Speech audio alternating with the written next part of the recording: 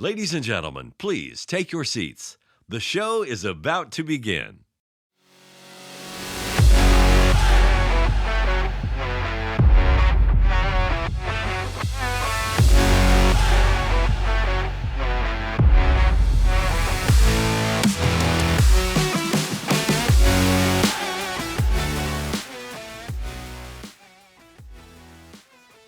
And hello and welcome to episode 141 of On the Bench, the podcast for scale modelers, by scale modelers, all about scale modelling. And this episode is being brought to you by our latest Patreon supporter, Michael Smith. You too can help support the show just like Michael by going to www.patreon.com/onthebench and pledge any amount from $1 per month upwards. Your contributions greatly help us with all our production and hosting costs and are very much appreciated.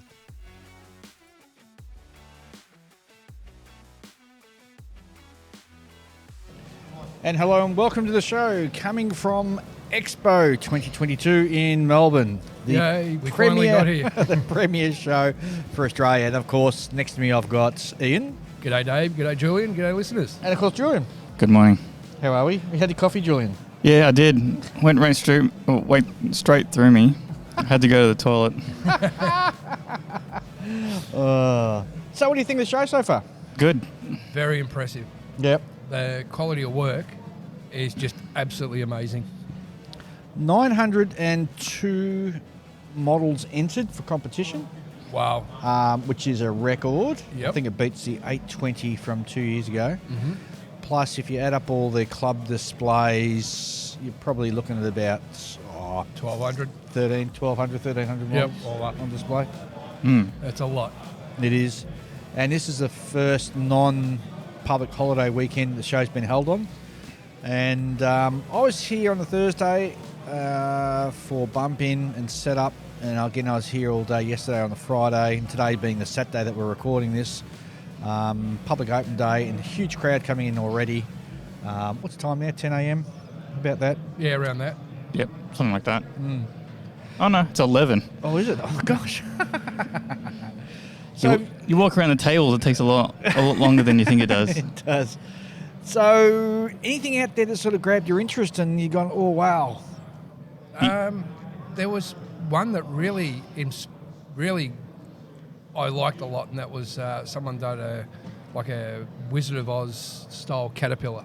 Oh, okay. In the green and yellows, and just the paint job on it just blew my mind.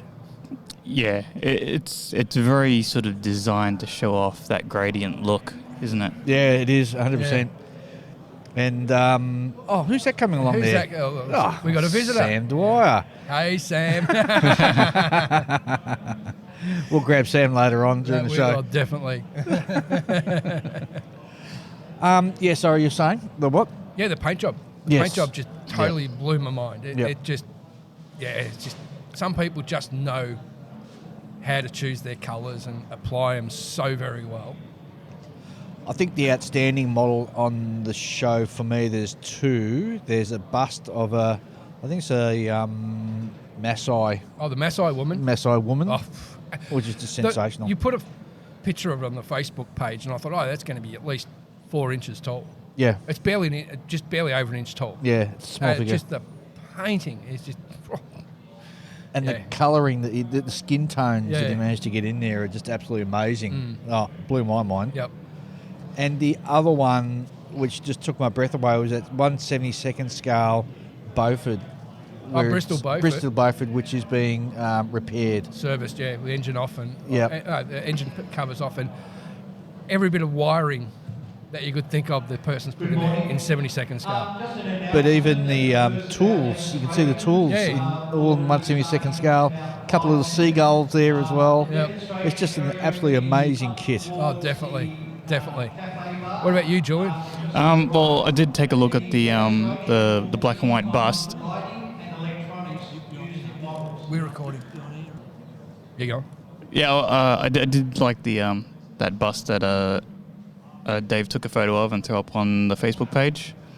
The World War One guy that's done in black and white. Yes, I forgot to mention that. Yeah, the black and white. Yeah, that look really cool. I mean, conceptually, it's very cool. It's hard to pull off. And hard to pull off. Yeah, it's definitely stunning. Even it's good in photos, and it works well in person as well. Yeah, I really like the plinth on it. It's got that really natural looking piece of wood plinth.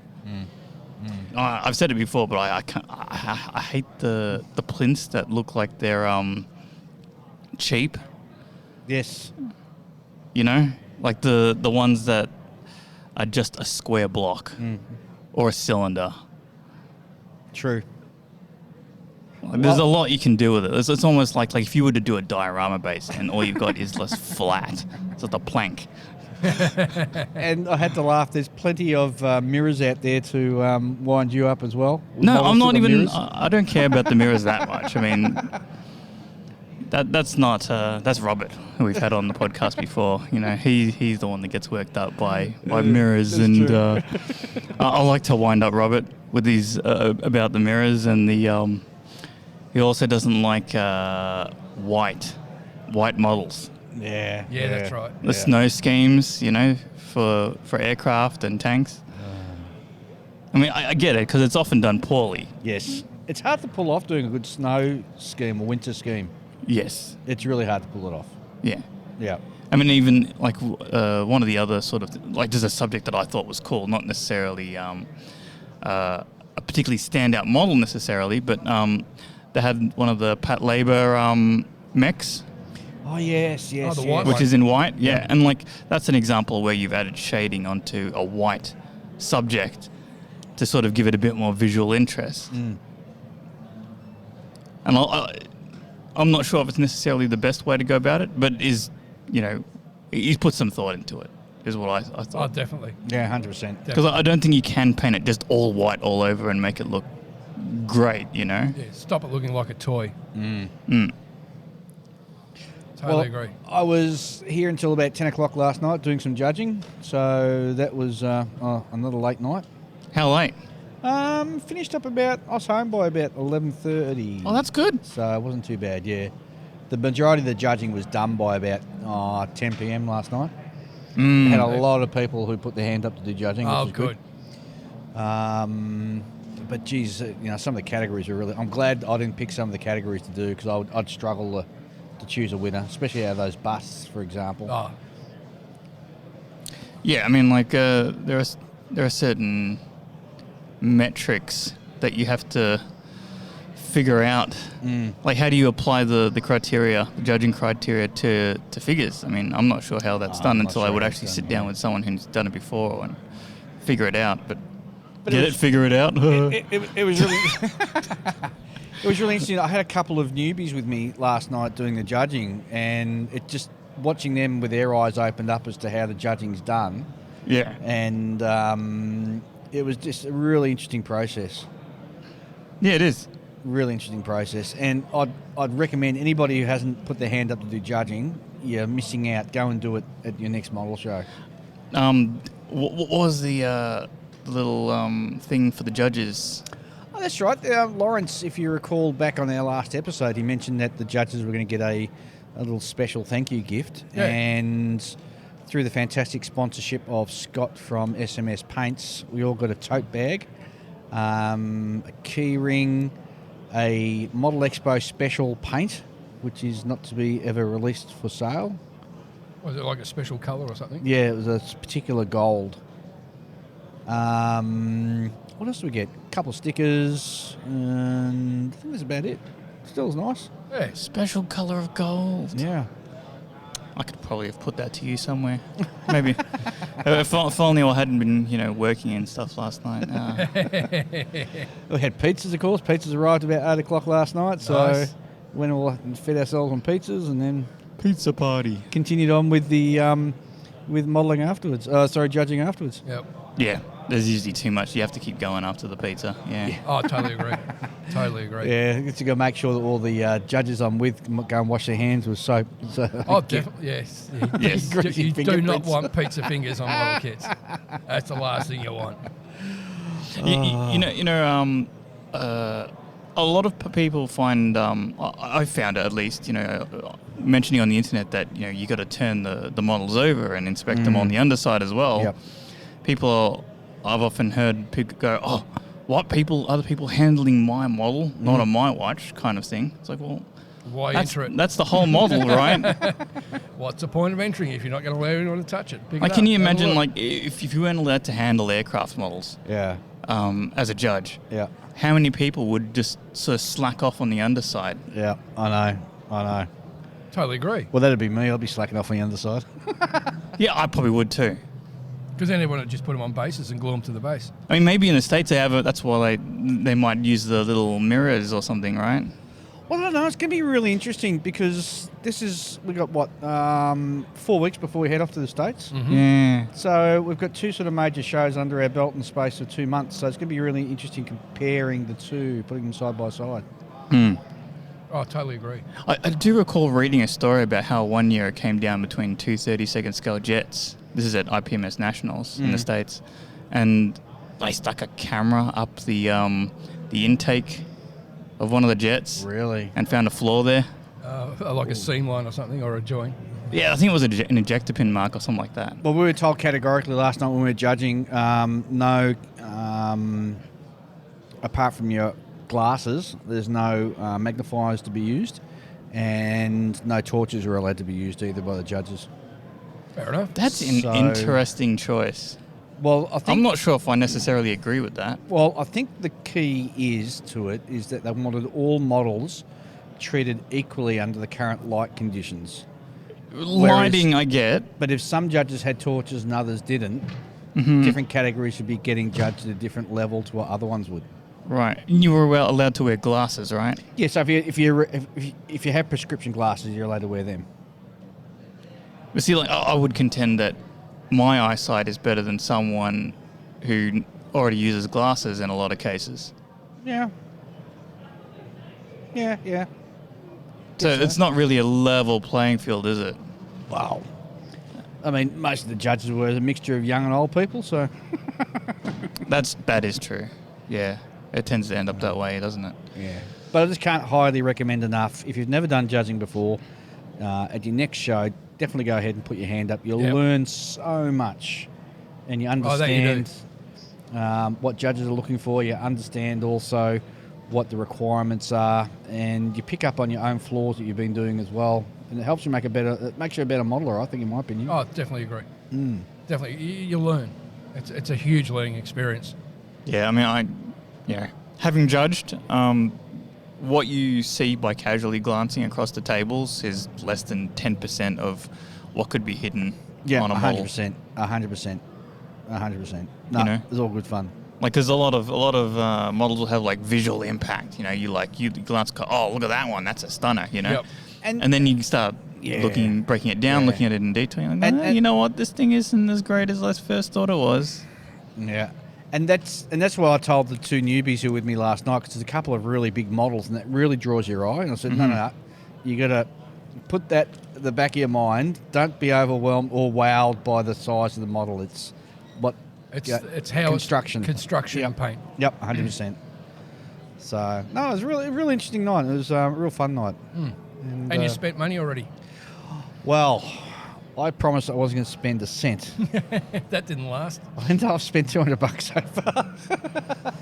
I bought a new mat because I needed a new self-healing mat because I wanted to go to home's getting pretty ratty. So there's $50 there. Bought some paint. Spent about $100 on paint. Oh, really? What'd you get? Oh, like SMS stuff or? Yeah, mainly. Well, just SMS stuff. Yeah. Actually, when you think about it, they're the only ones who sell paint here, aren't they? Yeah, that's right. So I bought a whole heap of paints that I needed. I mean, they're a paint. That's their bread and butter, paint, right? Yeah. I mean, you're not going to see some of the other major retailers here bring paint. Otherwise, it'd be, True. Tons of vials and things like that, and they don't want to do that. They'd rather sell kits. True.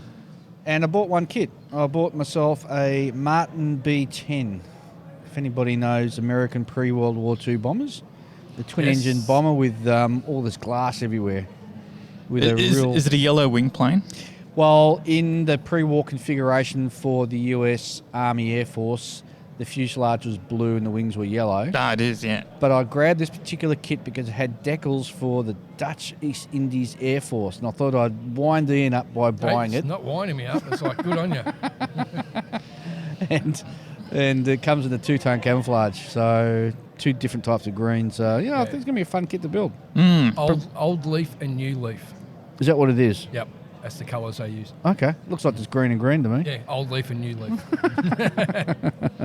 Interesting. It is kind of not steampunky, diesel punk, I thought. I've always been attracted to it as an aircraft. I never knew there was any kits available, and I come across them on 72nd scale. I thought, I'm gonna grab that. I'm sure I think it was Lone Star Models used to do a 48 scale. I thought that Monogram did one once upon a time. No, maybe. Lone Star. I'm pretty sure Lone Star did it. That was. I'm pretty sure it would have been mostly resin. Okay. What scale is this? 72nd scale. 72nd scale. Okay. And who made it? I want to say Azure. Oh.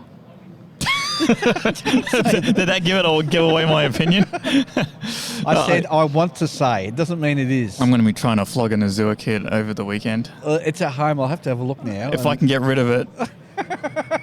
Look, it's Azure is like they get special hobby to manufacture their kits. Yeah. And the one that I got, at least the one I got, didn't have a vac form canopy. Is all I'll say. Well, these aren't vac form canopies, so. No, good. Yeah. But the detail looks crisp. I'll have to dig it out when I get home and have a look now. You've got me a bit worried. You haven't had a look? No. You just bought it and just and just chucked it in the bag and left, and you haven't bothered to take a look? The box art worked. It's not too late to sell it at the swap and sell. Well, that's a point too.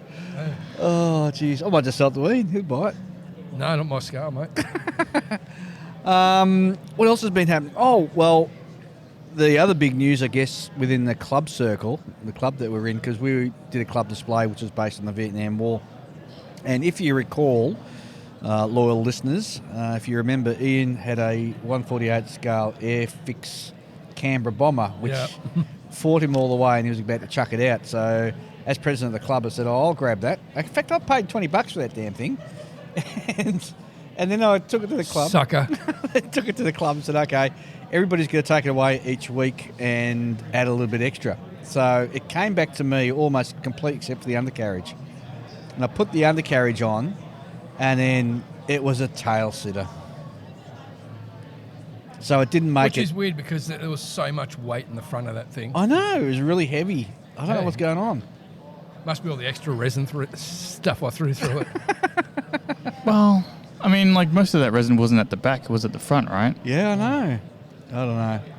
That doesn't make a whole lot of sense. It's weird. And you normally wouldn't make that mistake. Normally, do you ever get like say toothpicks and prop it? Have like 2 vertical toothpicks and then actually put them in the spot for the wheel wells so that you can see that it's forward weighted. Yeah, but the problem is once you've got the fuselage halves together, then after you've got to put all the accessories on. So you can't really get a true weight until you got your wheels, your bombs, all your other bits on. You can only weigh it to a certain amount. And I filled as much areas as I could with weight, but apparently it wasn't quite enough weight. I guess not. No, I don't know. It was weird, man. So this is why I think you should do things like ordnance completely separate and completely last. Because if you've got enough forward weight with the fuel tanks and things, you can sort of shift it a little bit. Yes. If you need be. Yep. But I'd rather not. I've never had to put so much weight in that I was worried about the landing gear, though. I did once. The Monogram 48 scale B25 Mitchell. Yeah, I've seen that kit. It looks like it's going to snap it does look the like front leg. Yeah, it definitely looks like that front of the carriage is going to snap, but it hasn't. It's been like that for over 10 years. And it hasn't buckled, hasn't bent. So obviously that one worked. Yeah, it also doesn't move. Yeah, very true. Of course, the other good news too is because I've been coming up here every morning, it means I'll be able to do a Macca's breakfast every morning on the way in, so that's been good. No, thanks. You know, there used to be a pancake parlour on the way. I know. And it's not there anymore. I know. Oh, man. Pancakes. Yeah. So, are you a pancake or a waffle person? Pancake. Yeah, I'm a pancake person I don't too. get the idea of waffles, man. I just don't get it. But our people say it's got like the holes so that you can so it can hold the syrup, the maple syrup. Yeah, but waffles got like a weird texture in your mouth. It's sort of like... Okay. It's sort of like the leftover crust of a pizza. You know what I mean? You're going to get a lot of hate. I can see it already. Yeah, You're going to get so many people writing in saying, Dave, you're right. You're wrong about this one. Waffles for life. I do get a note. The pancake parlour is great because you get that beautiful syrup and the butter and you put it on and it just melts all over it and you go, oh. Yeah, this is a modelling podcast. I know, but it's been a long time since I had pancakes, man. Hang it out for some actually now. I could do with some for brunch. That's a good idea. You're on your own. I'm not leaving this place. Totally agree. Oh, jeez. I tell you what, if you want to go get pancakes tomorrow morning, I'm down. Yeah, but where are we going to get them? There's the place up the road shut now. No, just figure something out. You're not going to get Macca's pancakes. No. And we've got to be here really early too. Yeah, but... Oh, that's right. I've got swap and sell tomorrow. Oh, yeah, there's no way, no chance. Yeah. You guys selling any kits? Yes. Yeah, about 46. Ooh. That is I'm not selling that many, but I am selling quite a few. I think my car's going to be completely full of model kits when I get here, and I'm hoping to go back with hardly any. I'm selling a bunch of Tamir kits. What ones? Uh, No, don't tell me because I just want to buy them off you. No, you won't. That's why I'm selling them. They're fairly common ones that I don't really care about. Common Very as true. muck.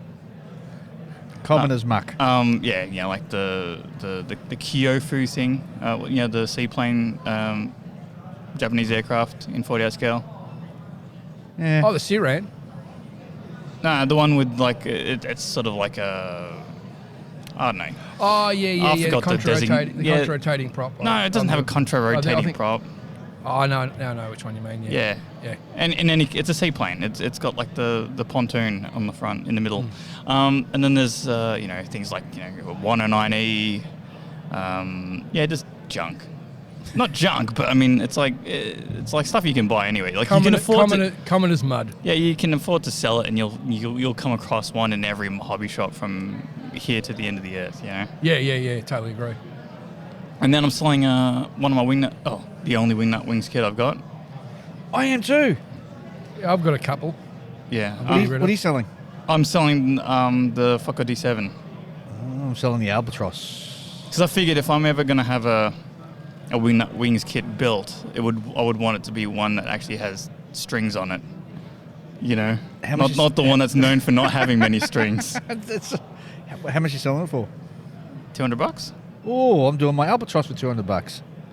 Yeah, I want it gone. I think that's what I got on my I'm the same. Albatross as well. And I got the Felix Day, but I got half $1,000 on that. Oh, 500 smackaroos. Yep. If it sells, it sells. If it doesn't, it doesn't. That's fair. Yeah, I think so too. What else have I got? I've got my dual boxing, the Edward Special Edition, the one that has the 190 and the 109. Oh yeah, It's the Ram Jaeger Yep. set. Yep. Yeah. Oh yeah. I've got MiG-23, is it? Vlogger, I think it is. Yeah, MiG-23. Yep. Yeah, I got that one to go. There's a few other things. One car, the Le Mans Jaguar thing. Yeah, only weirdos buy cars. What? There's nothing wrong with car kits. Lemons. Nothing wrong with the car kit, mate. Oh, jeez. You know what I'm looking to buy this expo? I'm looking to buy either cars or sci-fi subjects. That's what I'm into at the moment. I reckon that you should have gone to Wonderfest if you wanted to buy sci-fi subjects. And I reckon that the Omaha probably a good one for cars. Maybe. To be honest, I'm getting pickier with car kits as I go along. So there are some Fujimi Wait, kids. wait. What do you mean you're getting pickier? Weren't you already Like, as picky in, to begin well, with? I mean, like, yeah, I was somewhat picky to begin. I mean, like, I'm not going to buy anything from AMT. Yep. Right? All that stuff is way too old and way too crusty for me, you know? Yeah, but it's all you can get. If you want to do those subjects, absolutely. Exactly. But I don't need to do that. I'm loose on subject, so I can afford to be picky on quality. Yep. So I'm looking, like, even though, like, there's a lot of Tamiya kits out there that I would, you know, that meet my quality standards. They're not necessarily subjects I care about, you know? You know, like, there's, I don't mind, like, some of the recent-ish ones, but, you know, I've already had a go and gave away the gullwing. That's right, you did too. Yeah, because I couldn't navigate, like, that dash. There's the dash where it's got the little... they do it as one piece and it's all in chrome. You're supposed to paint around every little chrome outlined dial and trim. Yep. It's like, I don't know how I'm supposed to deal with that. Am I supposed to strip this thing and then paint it all the color and then try and put the chrome back in? I don't... Stuff it. Give it to someone else. They can figure it out. I could be convinced to buy, like, one of their newer Japanese cars. You know, like they've got the GT86. That's not a bad looking car, even though I'm not a fan of the car itself. But it's an all right looking car as a model. You know. Yeah, it's all right for a lawnmower. A lawnmower. So yeah, Japanese cars and lawnmowers, hotted up lawnmowers. Rice burners. Yeah. Something with They're a not V8. true You muscle want something cars. with a V8. Yeah, come on. You're just trying to wind me up. I am. Get some Like, Aussie, to be get some honest- Aussie muscle on your shelf. Yes. There aren't any kids of those. Yeah. I there is. know. Is there? Yeah. I've got one, the Aoshima Mad Max. Yeah, Oh, but yeah, that's yeah. the Mad Max incarnation. If you want to turn that into the proper car, good luck. You're going to have to fashion like a... No, there's a company out here. I can't remember the name, but there's a company in Australia that does Australian muscle cars in 124 scale. Yeah, and they're like full resin kits. Yeah. So they cost a bomb, and I bet you they're not as good quality as the images, which are very low res, would have you believe. Yeah, I'm not going to touch those. Not with a 10-foot pole. I could be convinced to buy like Oshima kits because they do a lot of 90s Japanese cars that I don't mind. Yep.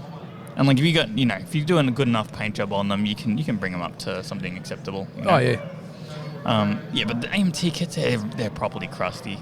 Oh, they're Like all really the crusty, but details soft, and the only good thing about them is that era of cars makes the shape conducive to polishing. Yes. So when you do that glossy paint job, you can really get it there. Correct. The cars I like are terrible for glossy paint jobs because they're all flat surfaced and they've got like those sharp corners that just want to, wear down, and then you've burned through the clear coat. So how do you clear coat the mower blade at the bottom? All right. How about we get into some listener mail? It's not even midday, and you're trying to wind me up. All right. Let's get into some listener mail. Okay. So Garvin Lee writes in, and he says, really like both of your latest episodes on Lincoln Wright, and especially the one on Perfect Pits book, as I'm into aircraft. And the Perfect Pits is, you can get that through, it's Chris Medding's company. Correct. But he's saying that he can't wait to get a hands on Perfect Pits, but his local hobby shop hasn't received any yet. Well, you can just go direct to Chris's website and just purchase it off there. Yes, you can. So that's one way around it. Garvin also says, just wanted to plug that the Japanese toy manufacturer F-Toys came out 30th of May with Tomcat Memories 2 series. I guess they want to get in on the Top Gun thing that's sort of going around at the moment. Yep. So that's really cool. And that's it from Garvin. And that's the only real sort of... there's one more news that came in. This came from Stefan Wademan, who sent me a link for a story where the story talks about worms that eat plastic. Worms that eat plastic. Yep, superworms, how plastic-eating larvae sparked a scientific breakthrough. Oh, this is for breaking down like rubbish and stuff. Yes. Yes, but imagine if they got loose, man. If it got loose. There go your kits. Your entire stash is at risk. Imagine having a stash all nice and weighed, and you're sitting there one night and you go, I think I'll go and check it. And it's Nothing but photo etch just lying there. Some of these superworms have gotten into your stash that way all the way through it. How would you feel if you had like a ship model and it's behind an acrylic, and then it's just eating a hole through the acrylic and then just eating your model inside, and you didn't even realise it because the box was still there? Well, the Zophobass Morio superworm, apparently they're just currently chewing their way through polystyrene. They prefer that at the moment. Are they a genetically expanded polystyrene? Are they a genetically modified worm, or are they a natural occurring worm? I don't know. Because to me, it sounds like science gone bad. But they're not only eating the polystyrene, eating and digesting it, they're also gaining weight from eating this plastic. So you're going to end up with these freaking 12-foot long worms. They're going to chase us down and eat us. You have a vivid imagination. But the thing is that they're happily munching on the expanded polystyrene, which isn't on the chemical basis that far away from the polystyrene that we actually use in our kits. So. But see, like the thing is, like maybe our current kits would go, but I mean, there's no reason why future kits would. I mean, it's not hard for them to engineer like a kind of plastic that's resistant to that sort of thing, right? Oh, well, anyway, thanks for that, Stefan. It's a really good piece of news. Stefan hails from Sweden. And imagine you've got like a box with a couple of those bugs in there, right? And then any like leftover sprues you can just chuck in there. Any kits that you don't want anymore, just throwing them in there. Yeah, but no. Let's not go there. All right, so if you want to send an email, please send one to onthebench64@gmail.com. We love getting emails and comments from you. And don't forget to have a look at our Facebook page. We're posting a whole heap of pictures from Model Expo 2022 here in Melbourne on this current weekend. Sounds good. So what I might have a short break. We'll hunt up some people and we'll drag them on the show and have a bit of a yak. So we'll be back shortly. The Scale Model Supply. Certified Australian made, the Scale Model Supply has a comprehensive range of premium acrylic lacquer paints that have been specifically developed to cater to the scale modeller. Designed to use straight from the bottle, SMS paints have taken all the guesswork out of airbrushing. Simply shake, pour and spray for a fast drying and extremely durable result. But wait, there's more. SMS have just released the new water-based range, Infinite Colour. It is the ideal paint for anyone who is into miniature painting. And with 48 colours that can be mixed to create any colour you want, the possibilities are, well, infinite. The ever-growing range of SMS paints will suit all types of model builders, be it military, aircraft, train, car, science fiction, or even Gunpla.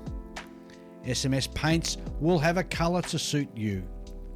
Available now through selected stockists worldwide and online at www.scalemodeler.com.au. Okay, and with me at the moment, I've got Chris Howell and Christiaan O'Dea, both who also happen to be members of the club that I'm in, which is Dandenong Scale Modelers Club. Oh, bit of a faux pas there. Gents, first of all, how are you enjoying the show so far? Yeah, very good.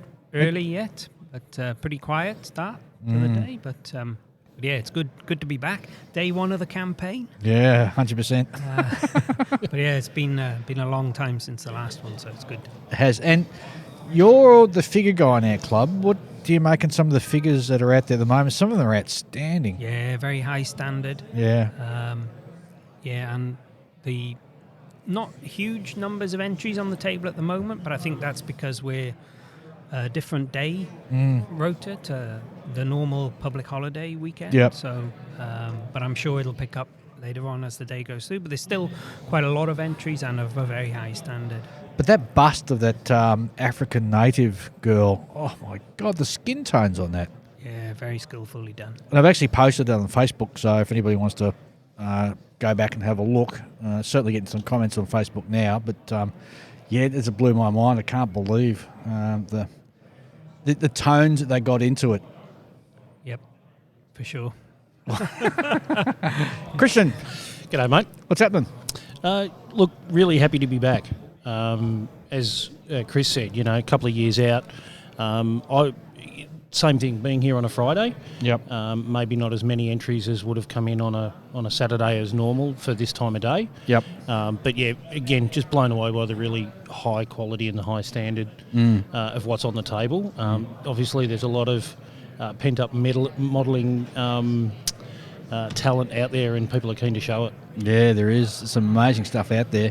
What it struck me, because this is our first time we've been sort of back in 3 years. Correct. 2 years, Yeah. 2 years, 3 years, and just how excited we all were to actually go and go, oh my God, we can go around and look at models. It's awesome. But I think that shows the passion of the hobby. Oh yeah, 100%. Like, there's all the talk about, it's a solo hobby, which Yep. it is. You spend your time at the bench doing stuff yourself. Yep.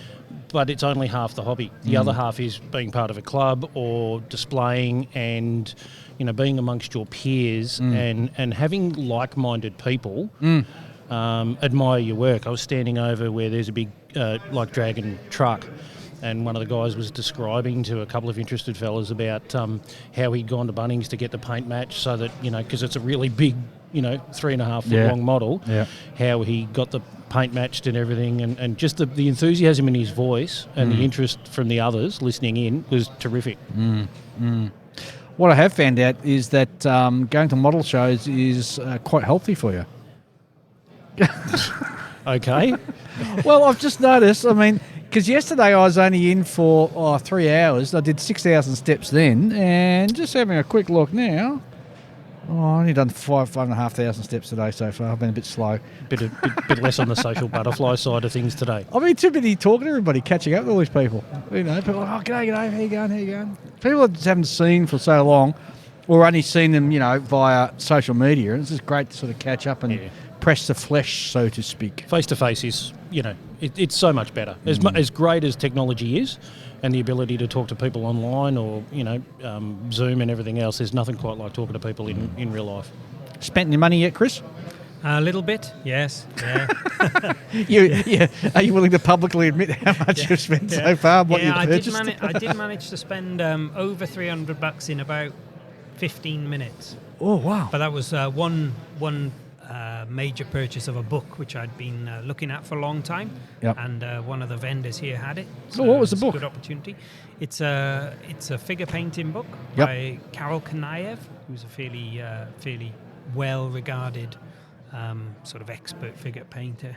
So I picked that up. Big fat book. Good not to do the postage on that one. So it's a good opportunity. I've seen your bust before, and you sure as hell don't need any sort of coaching from any books. There's always plenty to learn, though.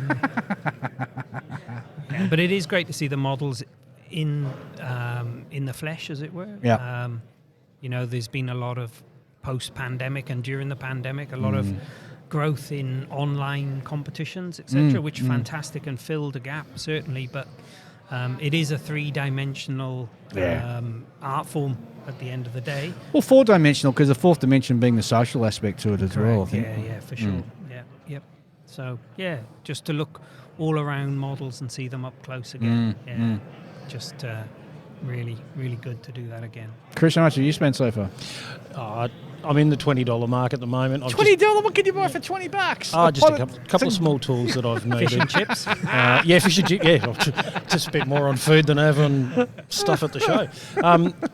I've probably got a bit of a unique experience in that, most of my stuff's in storage, as you guys know, and I'm sort of just buying temporary stuff. I think it'd be divorce material if I came home with too much more stuff in the small space we're living in at the moment. So it's either it's going to have to go home with one of you guys, or I can store it for you, mate. Yeah, I'm sure. I'm sure you could.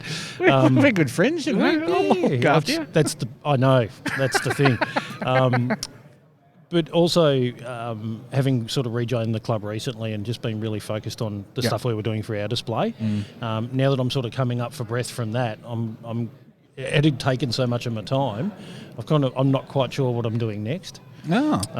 And because I don't have access to most of the stuff in my stash at the moment, I'm a little bit at a loose end, so I'm not quite sure where I'm going. I'm sort of wandering around the vendors, hoping inspiration strikes at some point, and I'll make the appropriate purchase then and try and smuggle it home under the T-shirt. Well, so far I've bought some paint.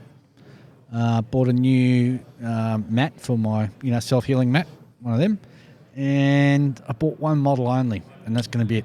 What's the model? A Martin B10, which is, for those of you who don't know it, think of Catch That Pigeon cartoon series. It looks kind of weird like that. It's a weird sort of, looks like a flying glass house. Yeah. And 144? 172nd scale. 172nd. I can't remember the brand, but it's got a nice decal pattern for Dutch East Indies Air Force. So I bought it for two reasons. Number one, because I like the look of it. Number two, I'll wind up in by building a Dutch plane. Man's got to have hobby. Well, of course, absolutely, no worries. Talking of buying paint, I saw the SMS stand is looking interesting. Yes, it is. I was over talking to Scott, and he's having a roaring trade over there and selling heaps and heaps of paint, and everybody's going and having a good yak to him. He's doing so well at the moment. He's conquering the world. Kicking goals. Yeah. I noticed he's got his new water-based acrylic range with him, so I'm going to have a look at those afterwards. I haven't tried that yet because I'm quite wedded to the other stuff that he's got, the lacquer. Yep. But I keep meaning to look for a project where I can give it a go and see what it's like. I imagine for figure painters and for your ilk, your strange sort of weirdo people who do those things. Your cult. Brush wielders. Yes, the wielders of the hairy stick. It'd work quite well. Yeah. It's ideal for it. As I haven't tried them myself yet. I'm intended to pick some up this weekend, but from looking at the SMS website and listening to interviews that you've done recently with Scott, I think they're ideal for brush painting. Well, at the risk of sounding like I'm a paid advertisement for it, because it's so concentrated, you can really sort of thin it out and stretch it out. So, and it's not in those weird Citadel bottles either. No, yeah. It's only it's got show special $5 for a bottle. Oh, that's excellent. Have you seen the he's done the chrome? Yeah, I picked up a couple of them as well. Yeah, but the actual dinosaur skulls and stuff he's got on display. That is unbelievable. The benchmark being Alclad or Metallizer or whatever you thought it was, to have a homegrown... It does sound like it had now, doesn't it? But to have the homegrown version is just amazing. Yeah. Just amazing. We forget that we've got a really small hobby industry here in Australia at the best of times. And as you said, Scott set up and managed to take on a really... challenging environment because there are so many paint lines out there. You guys joke there's a new paint line every second week. Yeah. He's just shipping pallet loads all around the world. Yeah, he is. And you can pick it up just about anywhere in the world now. So no, it's good stuff. It is. I have to have a laugh because we're sitting right near where people sort of walk in and submit their entries coming into it, and and it always amazes me the different ways people bring their kits to model shows. Like, they've got it all packaged up neatly and they're walking in on tender hooks. And there's these other guys just come waltzing in. Like, there's a guy, and I'm going to call him out, Paul Karate. So he's going to listen to this episode and go, oh, yeah, it was me. But he comes rocking in. He's just carrying his model by hand. This wandering along, the model going, flip-flop in his hand. And it's like it's a Japanese float plane in 148 scale. And he's just sort of waving it around. He sees me and he comes rushing over because he's got his hands full. And he says, oh, Dave, here you go. And I'm like, oh, my God, man, put your model down. Last night, as we were leaving, a guy pulled out an F18, F16, something like that, stuck it under his arm while he was shutting the boot. And I went, what? Are you kidding? What? I almost tripped over the gutter so as I'm walking out going, surely that guy's going to break that thing. But it's amazing how delicate some people are and then how other people are really ham-fisted and just go, whatever. Yeah. I guess it takes all sorts. Oh, I don't know.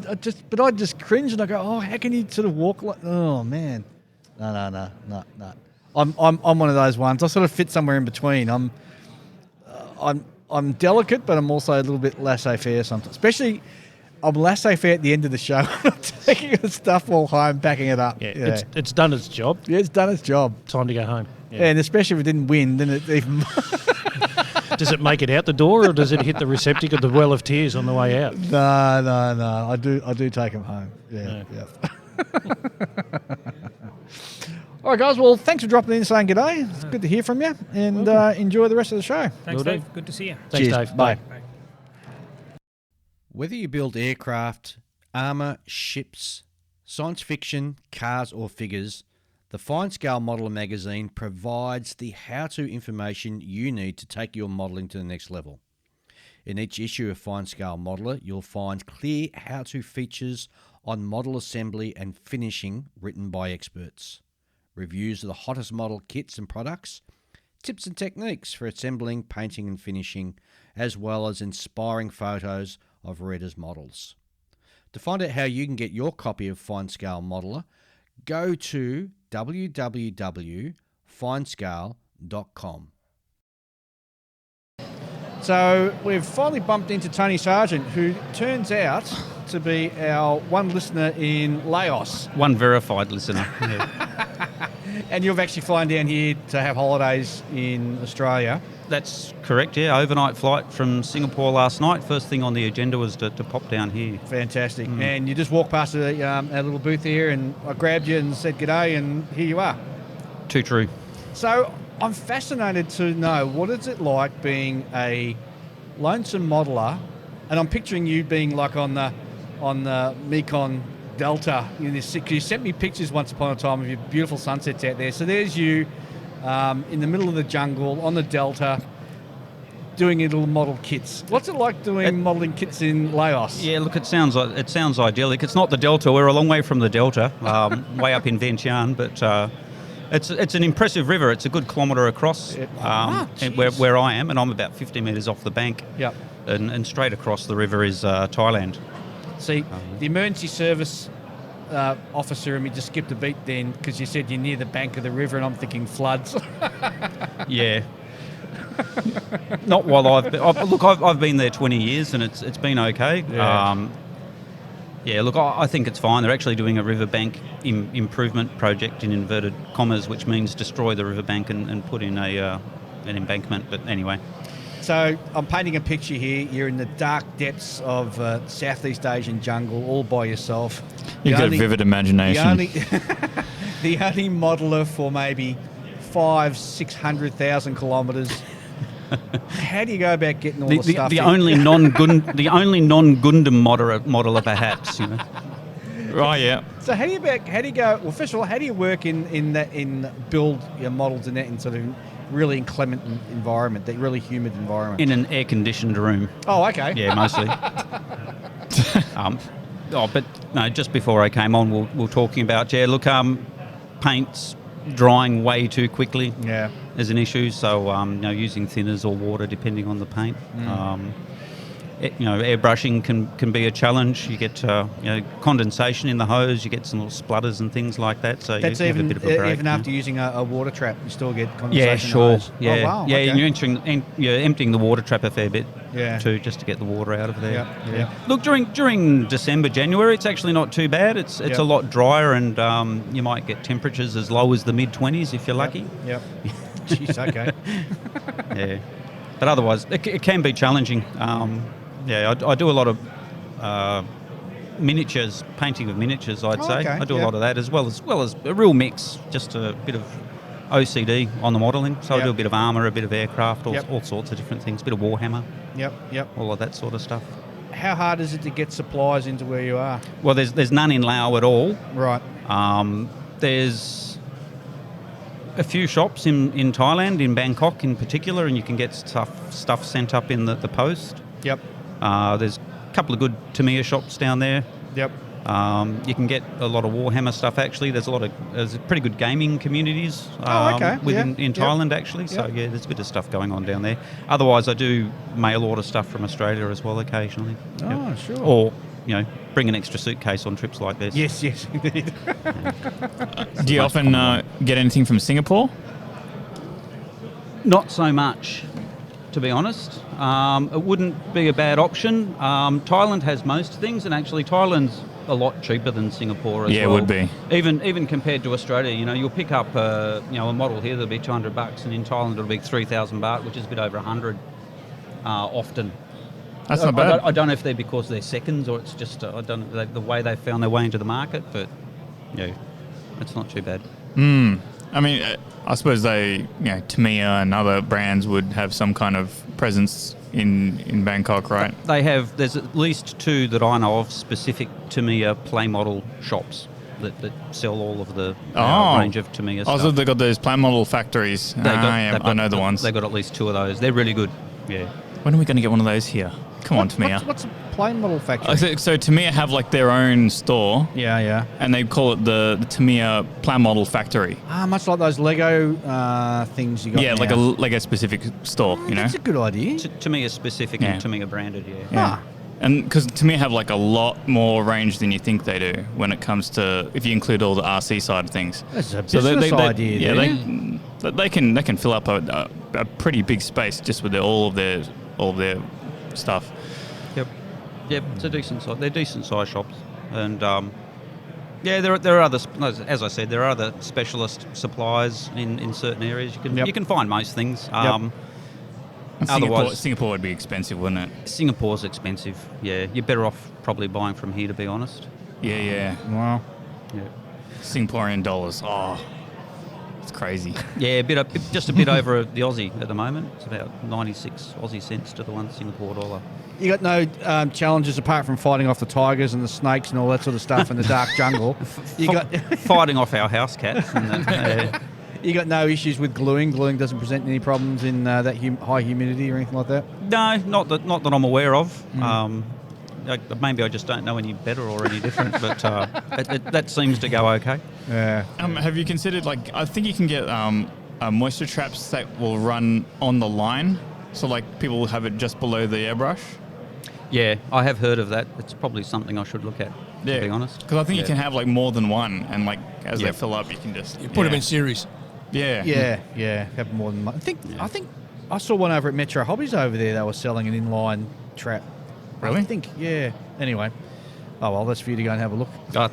Metro Hobbies is about 200 metres from where I'm staying downtown, so that's not a problem. There you go. Perfect. There you go. Yeah. Look, it's really great having you on the show. Thanks for coming over and saying g'day. And, Pleasure. It's finally glad to meet our number 1 ticket holder in Laos. Modelling club of 1. Yeah, formerly the most mysterious listener. It was. Well, I was the most mysterious. It's just I've blown that. Sorry. Everyone's just seen how pedestrian I actually am. All right. Thanks for coming on the show, and hope you enjoy the rest of Modelling Expo. Cheers, thanks. And we've managed to find Jamie Stokes from the South Australian, let me get this, SAPMA. Is that correct, Jamie? The South Australian Plastic Modellers Association, correct. There we go. How you been, mate? Oh, cool, calm and collected. A little bit tired from last night's judging, but so excited to be here on the world's oldest running hobby podcast. Thank you. Thank you very much. Oh, geez, he's very kind for a crow eater, isn't he? Oh, if you want to really rub it in, I'm actually a Taswegian by extraction. There's nothing wrong with Taswegians. Just going to explain that Jamie has come all the way over from Adelaide. Adelaide, yes. South Australia. You flew or drove? You drove, didn't you? Drove over. Yep. 8-hour trip? We broke it into 2 halves, so the wife and I have made it a bit of a road trip weekend for us. So we've got a couple of days either side of the expo just to have a few days together, and then she's given me some time here and just to enjoy myself and get out of her hair. And of course, you guys have come over and you're doing a club display over here as well, aren't you? Yeah, the club display is primarily for a sister event from Props Jets Rotors. It's called the Terrific Twins. Yes. So it's twin-engined aircraft of any kind that the engines are mounted either on the wings, right on booms or something like that. So we're talking about Gloucesters, the Meteors, the Wellington bombers, not the Wellingtons. No, they had twin engines. Yep. Planes of that nature. Yep. Yeah, so the Sally bombers from Japan, things of that nature. It doesn't matter, just as long as it's got 2 engines, it qualifies. Yeah, we'll go over and see the stand, and you'll actually see an indication of what's actually there. So, like, the showpiece would have to be David Cooch's Canberra bomber. That's a really standard That's a piece. sore point at the moment, Canberra bombers. Yes, we've heard about the debacles in the past with modelling. Oh, geez. All that work and it's a flipping tail sitter. Yeah, anyway.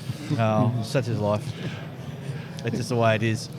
So, what brings you all the way across to travel 8.5 hours and 700 kilometres to come to the show out here? Oh, so many reasons. I mean, it's great to see the Melbourne Model Expo live again after all the lockdowns of COVID. 100%. Great to see the On the Bench crew here live and in person. 100%. Say hello to the pod father, Dave, the pod uncle, Ian, and the pod nephew, Julian. Nephew, wow. You are the junior member. And just to show some support for them, because they do a lot to support us as well as the traders. It's a two-way street, and wave the flag for SATMA because our expo is coming up in October. Absolutely, and it's coming up on the 8th to 9th of October 2022, and it's going to be at the Cosgrove Hall, 40 to 50 York Avenue, Clovelly. Is that right? Clovelly I love Park. the way that rolled right off your tongue. You were so smooth with the tips right at the tip of your tongue. It's just a wonderful human being. And I can even go further to say that the expo opening times are 9 a.m. to 4 p.m. on Saturday and 9 a.m. to 4 p.m. on Sunday. And competition entry times is Friday 7 p.m. till 9 and Saturday 9 till 2. Very similar to what we see at the expo here. We've got the Friday setup entries, Saturday entries, and then the Saturday night judging, which goes to the wee small hours. Other things would be this year we have a club theme build being heavy metal. It's our 39th expo this year. That's Ian's fairies. Oh, but better get hooked into me Motorhead bomber. That was actually one of the examples I had, the Motorhead Heinkel. But it could be anything. So if Julian's got an idea for a polished metal car or a natural finish car, that would be right acceptable as well. So, I've thought about it. To be honest, like I almost bought the Hakasuka Skyline from Tamiya because it's such a nice kit, and it can only be done in silver. Well, you're welcome to bring it over or send it over. Yeah, but on the other hand, it can only be done in silver. Well, go see our club sponsors, SMS Supplies. I'm sure they can help you out. Oh, definitely. So, Yes. what's the modelling scene like in South Australia? It's probably a bit inverted to what we see here and in WA, because those two shows, the Western Australian Scale Model Expo, WASMEX, and Melbourne Model Expo, you've got one central organising committee and a lot of clubs coming through. In Adelaide, it's inverted because there's the one main club. It's our primarily expo. We don't have a lot of satellite clubs coming through as such, so it's people still come through. We still get general public coming through, general entries coming through.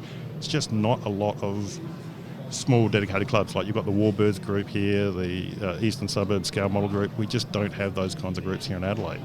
As such, there is a Gawler Models group. It's about 6 guys there. It's not a formal club as you would expect. But yeah, we just have the one big event and open doors. As long as you're a modeller, come in, put something on the table. So you're getting a lot of solo modelers sort of riding in with their horse and hitching up at the post at the front? Yeah, solo models. We have guys coming. We had one guy, he drove something like 10 hours to put in some models on the table. Oh, so he was keen. That's keen. He's keen, yeah. He's, it's Paul, if you're listening, hi mate. So.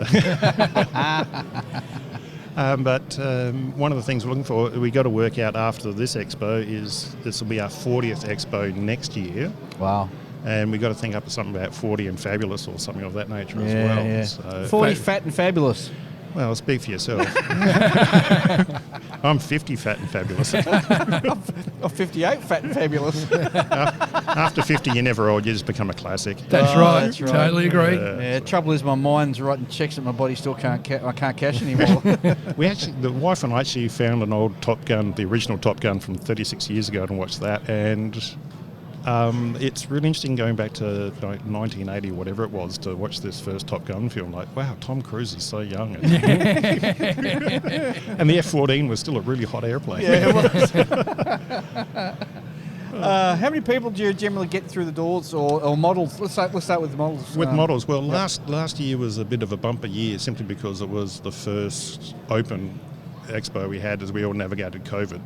And navigating COVID, a big shout out to the team that we had the triple challenges. We had the previous venue shut us down, so we had to find a new venue. We had all the SA health requirements we had to dance through as well. And finding a new venue and going to the digital infrastructure, so it was all contactless and everything else like that, was an absolute challenge. But within 3 months we found a new venue and we just went hell for leather to get everything sorted out. So great committee team. I'm just the guy that stands at the front of Expo and says how wonderful everybody is. So, yeah, it's very good. But last year we had a personal record. We had, what was it, according to my notes here, we had 378 technically judged models, but total models on tables 738. Wow. Oh, that's very good. For a little old Adelaide. Yeah, that's very impressive. Yeah, because I think last night the judging total was 907 models here. 902, I thought the official figure was. It might just be over 900. Yeah, it might be a bit higher than that. I don't know. But either way, it's a record for this year, and I think we spoke about it earlier. If you add all the non-judged models, it's probably closer to 12 to 1,300 models out on display. Good afternoon and welcome to Model Expo. You want to say something, Julie? Oh, well, I was just going to say that it's really dependent on the turnout of people. Yep. Because, you know, there's only so many models you want to actually be able to bring to an event. True. You know, if you have to make multiple trips to the car, that gets old. That's true. It's logistics of as well. If you've got a lot of 132 scale wing-nut wings models, they're big, they're fragile. If you've got one of them flying boats that's about a metre across, all of a sudden you can't bring too many. It's funny you should say that because Ian happens to have one for sale tomorrow, the swap and sell. Yes, I'll be flogging off my Felix Day. But I'm a figure modelist, so I brought over 4 little models, and they fitted into something about this equivalent size of 4 shoeboxes. Oh, well, there you Being go. a figure modeler, I picked this one up today. What he has handed me for our radio audience, he's handed probably from Spec Models. It's Battles and Command at 75mm. It is a Polish Hussar flag bearer, and that is a really, really nice kit. He's advancing, he's just charged past what looks like some little peasant with a sword. Someone from the Ottoman Empire, I'd say. So, yeah, if you could paint the face so it looks like Julian, because Julian's got that kind of regal vibe. Regal vibe. Wow. Yeah, I mean, Julian, you may be the cousin, but you do come across as, you know, that really, really cool dude. You don't know me very well then. Not cool. I'm not cool at all. I don't follow you on Facebook, so I can only go by what I hear on the podcast. Well, you're welcome to. No, thanks. I don't want to ruin my charade. All right. It's been fantastic having you on the show, Jamie. So if anybody's interested in joining the South Australian Plastic Models Association, where do you meet and how do you get in contact? Okay, so you can just Google SAPMA, and we do have a direct email link to our club secretary, which is SAPMA secretary, all one word, at gmail.com. That's the one. You'll get in contact with a secretary who is known as Yoda. Yoda. The other thing is we meet at the Glenelg Lacrosse Club first Wednesday of the month.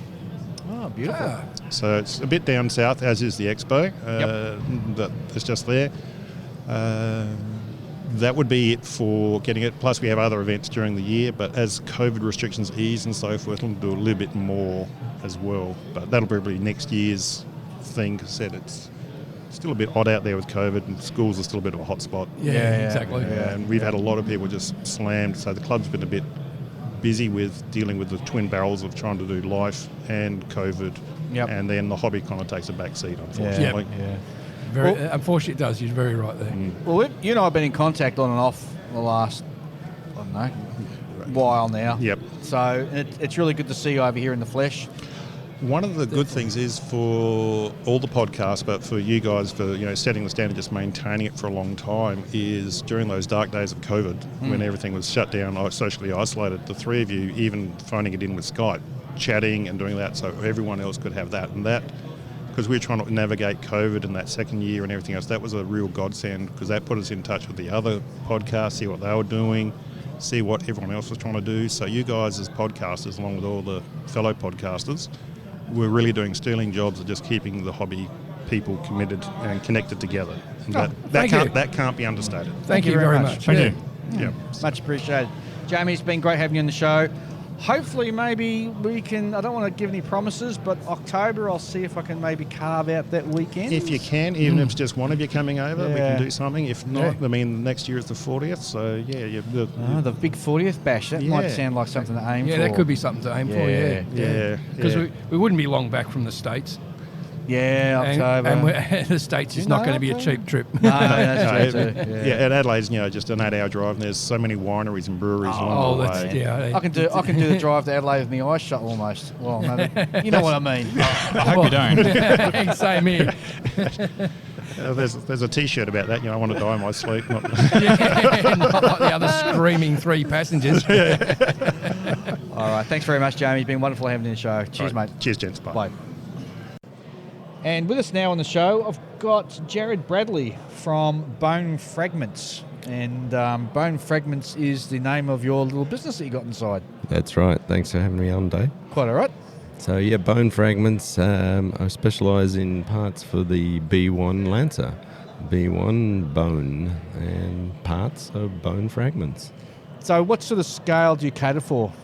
At the moment, predominantly 48 scale. Right. But do have some 72nd scale bits and pieces on the way. Yep.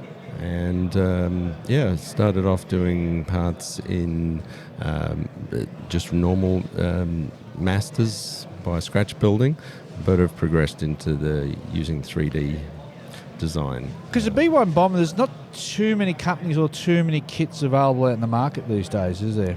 Correct. There's basically in 48, there's only the old Revel kit. Yep. Which is actually a very accurate kit from its shape and design, but it has some of the features of the A model. Yep. But it came out before the B actually came into service in the mid-80s. So it only has weapons, for example, that are the SRAMs, the nuclear attack missiles. Sure. So it has none of the conventional parts in the kit. And obviously it's been around for that many years now. It no longer has a nuclear role. Yep. So all the weapons that it uses are conventional. One of the things with the B1 is because it's got such 4-person cockpit, it's got 3 large bomb bays. They removed the turkey feathers on the 4 G101 engines. So there's a tremendous amount you can actually do to super detail that kit. Yep. So it's a 48 scale kit. There's a 72nd scale kit floating around somewhere. There's the old monogram one. Yep. There was an Airfix one. That's complete rubbish. Airfix did one. I don't recall Airfix doing Well, it was an MPC. Right, okay. Originally, and they branded it and released it under Airfix. Very hard to find, but more of as a collector's item rather than a model you'd build to build an accurate one. Academy did 144th. Yep. That's very. It's a beautiful little kit. It's got slide mold injection on it. Yep. So that's a real nice one, but obviously only in the smaller scale. Yep. Model Collect is supposedly coming out with a new 72nd scale version of the B1. But that's one of those coming. Don't Model Collect also do it in 1/144th scale? No, that Minicraft. Minicraft, I'm thinking, yes. Okay. Minicraft do the A version in Right. that. So I've done some commissions for people to convert the B back to the A model. Yep, okay. And got some more parts coming for that. So why the interest for you in the bone? What really drives you to sort of, want to sort of specialise? Because you are 100% specialised just in the B1, aren't you? Well, with my line, I do other kits for other people. I've done some work with the guys from Phase Hanger and stuff like that on their A4 kits and some commission stuff. The reason I stick with the B1 mainly is straight out of high school back in the 80s. So I was in the US Air Force. I was in Strategic Air Command.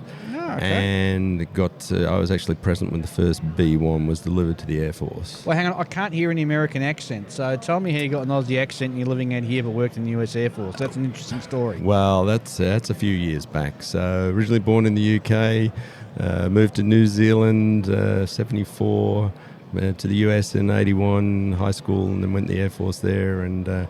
But I came out of the Air Force to go to university. Yep. And my folks were living here at the time. They're like, come to Australia while you do university. Moved over here. Never went back.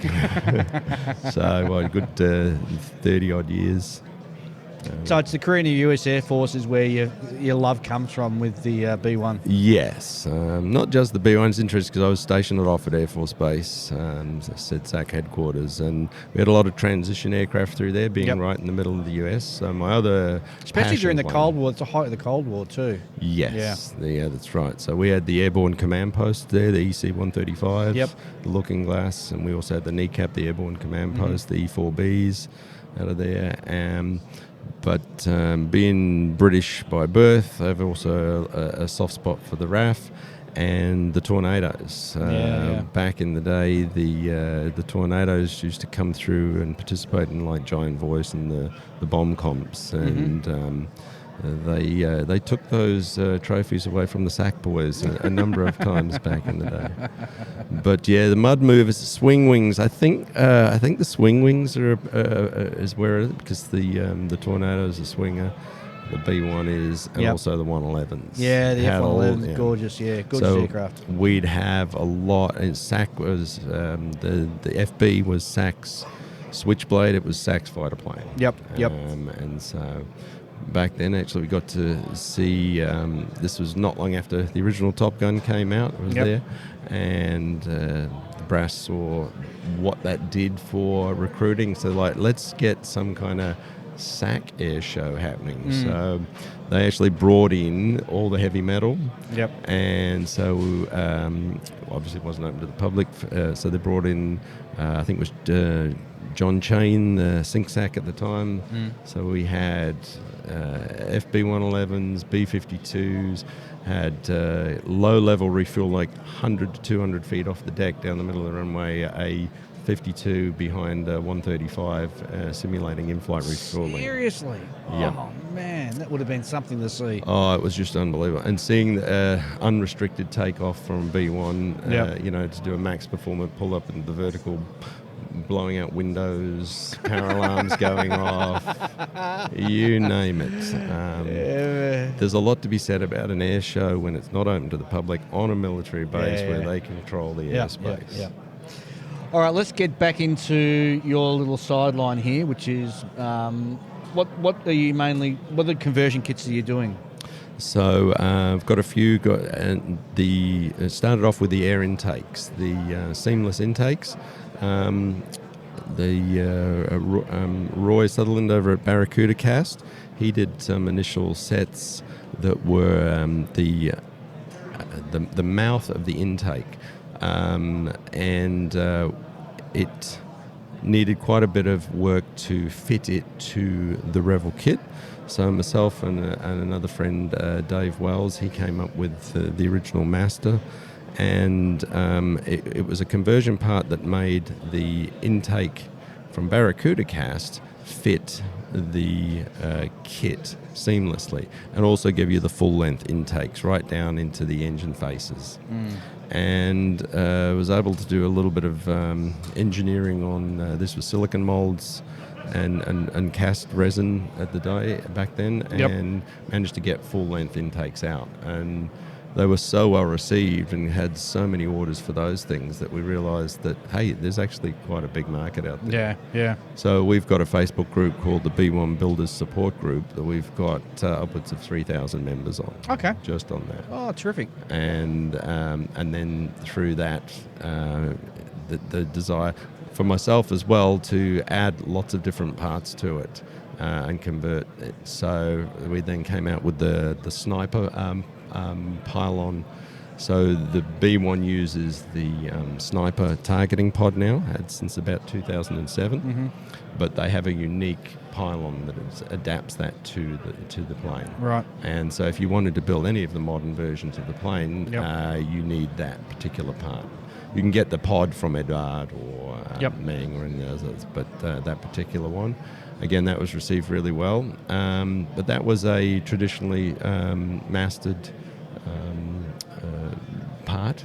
And then seeing the success we'd had with the 3D, I took it on to learn Fusion 360. And then the next set was all the antenna upgrade set. So that gave us some of the first 3D printed parts. So this was about 3 years ago that came out now. So it was probably one of the first ones to include that.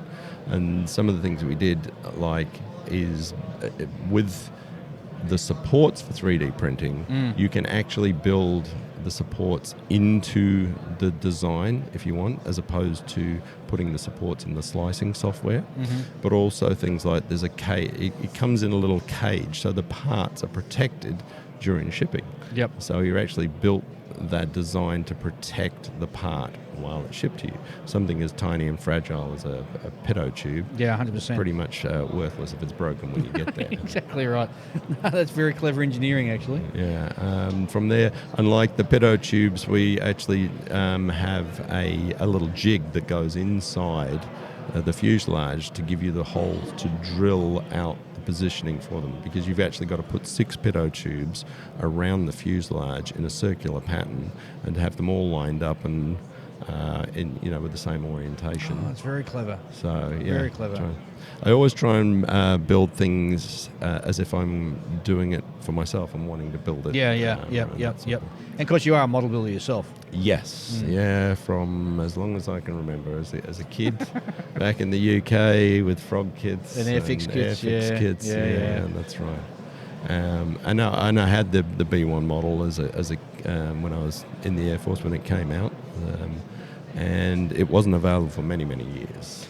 It's very serendipitous, our meeting, because through work, I was on a Zoom call and you were on the same Zoom call, and I was looking at your background and I could see some model kits at the back there. And and that's how we sort of met up. Yes, that's right. So I thought you guys were going to be here today, so I brought a couple of things along to show Dave. That's fantastic. Yeah.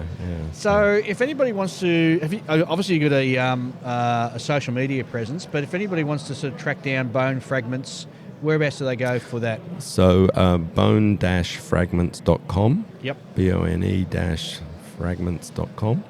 And I'm on Facebook as I've got a page there, as well as through the B1 Builders support groups. Fantastic. And you ship all around the world?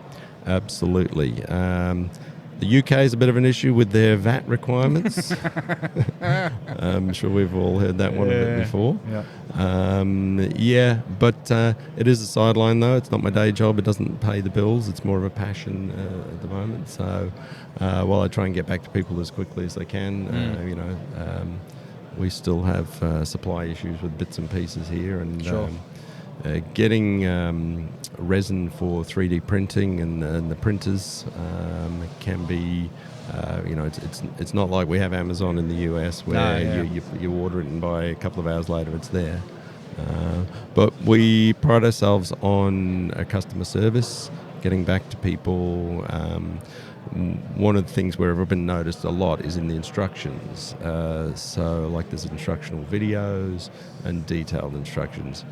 I always didn't like it when you bought, you paid hundreds of dollars for something that was an aftermarket thing and there was no instructions or, there was no quality control there. So really try and do Fantastic, that. And it's paid dividends, it got a really good bunch of followers and people seem to appreciate it. Fantastic. So if you're building the next B1, don't forget to drop past and have a look at Bone Fragments and see some of the aftermarket stuff that's on offer. Jarrod, thanks very much for popping in and seeing us here at the show. Pleasure, mate. No worries. Thank you very much. Cheers, mate. And in the recording booth now here at Model Expo, we've got Tom Gardner and his delightful little daughter, Imogen. G'day, Dave. Hi. How's things, guys? Yeah, really good. Terrific. Yeah. Enjoying the show and good to see so much participation in here. Yeah. Oh, wonderful. Yeah. Now, Imogen, how old are you? I'm 12. You're 12. And I believe you've actually entered into the competition. Yeah, I did. I actually got first in the junior miscellaneous category. Oh, that is fantastic. Round of applause. You excited about that? Yeah, I'm pretty stoked. So what was the model you had in? So I had like these little dog dioramas, which is just basically like a little grass base with some trees and some dogs. I built the trees and base from scratch. Yep. But I got the dogs there. And you enjoy modelling, do you? Yeah, it is. I do. I actually started them a while ago, but I just finished them in the last couple of weeks before Expo started, yeah. Oh, wow. Gee, so you only just finished it and you entered it and you won. Yeah. Oh, Dad, how proud are you? Yeah, pretty proud. It's great to see the daughter taking after her dad, and it's. Well, hang on, Tom. Did you place first? No, I didn't get well, first. Well, there you go. She's done better than you Beaten have. by my daughter. Yep. Yeah. So, Imogen, what's your sort of favourite genre of building? What do you like building most? I like doing dioramas. Yep. I think that they're really fun. I like sort of ones where you can tell a story with. Yep. And it's something you're going to continue on with? Yeah, I think so. Oh, there you go, Dad. Yep. I hope you got a thick wallet. I do. I don't know about that, but it's good having company down at the bench. And fantastic! She's always welcome to come down and tinker away with me. So it's great. So do you both share the bench together, or yeah, does Imogen go to a separate place? No, we have quite a wide bench down under the house that we kind of set up at, and it's like a home office / model cave. So fantastic! Yeah, he has a lot of modelling stuff. Oh, does he now? Yeah. You know, you're going to have to make your own, get your own modelling tools and everything, because it's very personal modelling tools. Yeah.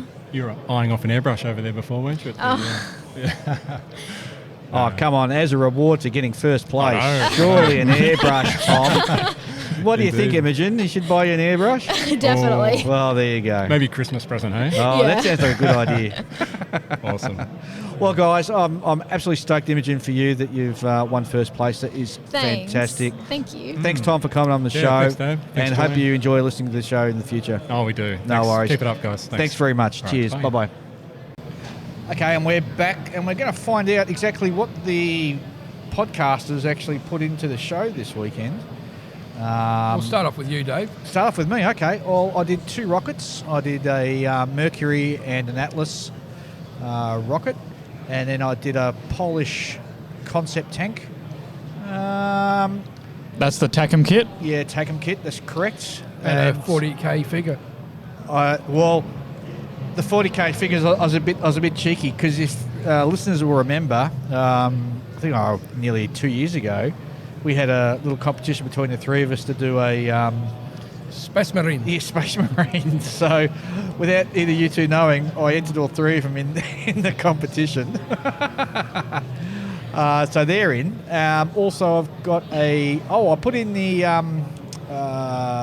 Gundam Musharu Cup kit. See how that would go. And So, how'd you go, Dave? Well, my rocket, my Atlas rocket, got a 3rd. Congrats. The Gundam Musharu Cup got a 1st. Woohoo! And I got it commended in the little figure of the Space Marines that we did. Well done. So, yeah, pretty chuffed. So, 1st and the 3rd and the commended. So, I'm pretty happy with that. Yeah, I'll be very happy with that. So, what did you enter in this year? Besides you entering my Space Marine, you didn't know, did you? which I had no idea, I entered my. Oh, how did that go, by the way? I didn't even get a look in. No, you didn't even get commended, did you? Didn't even get it commended. Got bumped out. Got bumped out by you two. But I did for myself. Well, actually, Dave entered it because I was still working. My Copper State Models Canadian Armoured Machine Gun Carrier. Happily to say I got a 1st place. Woohoo! Quite chuffed. Julian, what did you enter this year? So this year, I entered the Lotus Esprit. Yep. I entered my trophy chaser, the Russian tractor thing. It doesn't look like a tractor. It looks like a tank track base. Think of a Tilly. If anybody knows what a Tilly is, which is the... Yeah. It's a tank track base, and it's got a truck cab up front and a tray in the back. Yeah. Trophy chaser, you. Yeah. And what else? And the 3rd one I put in was a a Warhammer Plague Marine with carrying like a standard, like a standard bearer. You cheeky bugger! You stuck that in the same category I did the 3 Primus Marines and put them in. Yeah. So how'd you make out? Well, my standard bearer guy, he got 1st. Congrats. The Space Marine that you entered in got a commended. Yep. So out of the 3 of us, you and I got commended and Ian's didn't, which is weird because I would have pegged him to get in over both of us. Yeah, that's what I thought too. Whatever. well. I'll take the win. Hey, I would too. And my trophy chaser got a commended and the Lotus got nothing. Oh. But at least you got a 1st. So all three of us have got at least one first place. Yeah, absolutely. So like the standard bearer, I was sort of getting all my various builds out of the cabinet. Yeah. I thought, why not? I'll grab that. I'll put that in. Yeah, yeah. I haven't put those into anything, so why not? That's a really tight and then, build, and it ended up winning. And then that's a really tight build. the tractor thing that I built specifically to win got nothing. No, sorry, it got a commended. Sorry, it got a commended. It was up against some pretty stiff competition. Oh, look, the quality of work here this weekend is just amazing. Yeah, it is. Yeah, I know. It is. You can just spend the whole day. And even just to get it commended, I think it's a real big sort of kudos. And, you know, I'd be pretty chuffed just to get that, but to get a third placing and also a first placing. Well, the space ones are really problematic for me because there's no category for real space. It's all in the miscellaneous. So I'm up against things like a CWIS and an Australia Postbox. Australia Postbox. which was really well built, did it? Yeah, it got first. Well, that looked like a miniature postbox. Yeah, it's 3D printed and it got first. Well, there you go. Good on the builder for that. Yeah, it's a weird category. That it really is. It really is miscellaneous. You know, there's everything in there, all the weird there's stuff. Like knives in there. Yeah, there's 1-to-1 scale knives. Instrument panels. Yeah, there was a German stick grenade, 1-to-1 scale. Yep. Yeah, 1-to-1 scale stick grenade, potato masher. You know, there was an anchor. Yeah, it was 2 anchors. There was 2 anchors, was there? Yeah, there were. You know those take-'em anchors that you can buy? Right, the ones from the Yamato and stuff. Yeah. Very odd. Oh, absolutely, 100%. Real oddball. So I don't want to be the one judging that category, by the way. That's like, apples, oranges, and bananas, you know. Yeah. Well, at least we can say the benches have had a pretty good weekend then so far. Yeah, I know. Well, so far, it's been great. Very fortunate weekend. Well, we'll come away with the blue ribbon. So yeah. Well, see, this is the thing, right? I mean, they've put down the little stickers that say who's got first, second, and third, but I have seen those mistakenly put down in the past. So I don't, me personally, I don't want to count them as a win until I've got trophy in hand. You pessimist, you. Yeah, that is. I am a pessimist, absolutely. Well, actually, that happened to me one year. There you go. I got a placing and then came back and told, hey, I got a placing, and then come back a bit later and it was like, oh, nothing. Oh. They took my placing off me. It's like, okay. Yeah, I think what that was is the scrutineers had not been up to snuff and they'd put stuff in the wrong category, and then so things had been judged first, second, third doled out, and then the head judges have gone around and gone, oh, that shouldn't be in this category, and then stripped it of the win. Yep. Which is disappointing. Yeah, 100%. But I mean, fingers crossed they've done it all correctly this year. Yeah. Yeah, well, having judged last night, the level of competition is very competitive. So, the fact that any of us have walked away with anything is, pretty darn good. Yeah. Yeah. They're very happy. Not that we enter these things to specifically... Well, I mean, not me. I put one in specifically to win. Well, actually, I don't even put it in specifically to win. I put it in to stop other people from winning, which is really nasty when you think about it. But I'm just hoping to lift the standards. Yeah. Yeah. Well, I mean... Whereas me, I just grab something, I look at my cabinet and I go, have I entered that yet? No, I'll enter that this year. In the back of my head when I'm building, I've always got the voice of Kentucky Dave sort of ringing, in my ear about, what are you going to do to improve next, or what's your plan to improve, or whatever he says in that Kentucky drawl of his.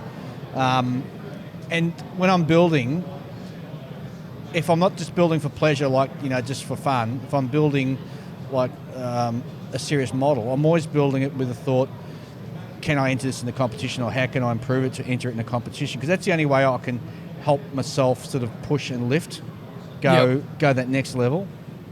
Yes. And it's come on, man, it feels good to be judged by your peers as being pretty good. Yeah, no, it's a boost to the modelling confidence. Yeah, 100%. You know what? I found that I don't really push myself when I build models. I just let my skills advance at their natural pace, and then let the models come out as they are. Do you do a more Zen-like approach? I don't even put that much thought into it. But, okay, Yeah. I mean, like, it's not like I go, you know what, I'm going to next level my painting skills on this, and then I try to do like it better than I did it before.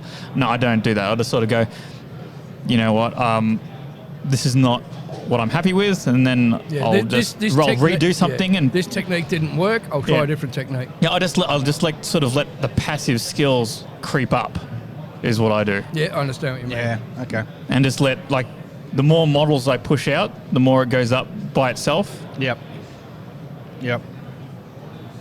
Well, I must say, with my Canadian armoured car, I've got to put a small shout out to Uncle Night Shift, because he really inspired me on that style of chipping that I chose. Oh, really? So you didn't do your normal style of chipping? No, I actually watched a few of his. I've watched a lot of his YouTube videos, and when you watch him doing his paint chipping, it's, as Julian says, it's like a zen. Yeah. Oh, sorry, you said it's like a zen, and it is. You don't think about it. Yep. And you do it. Yep.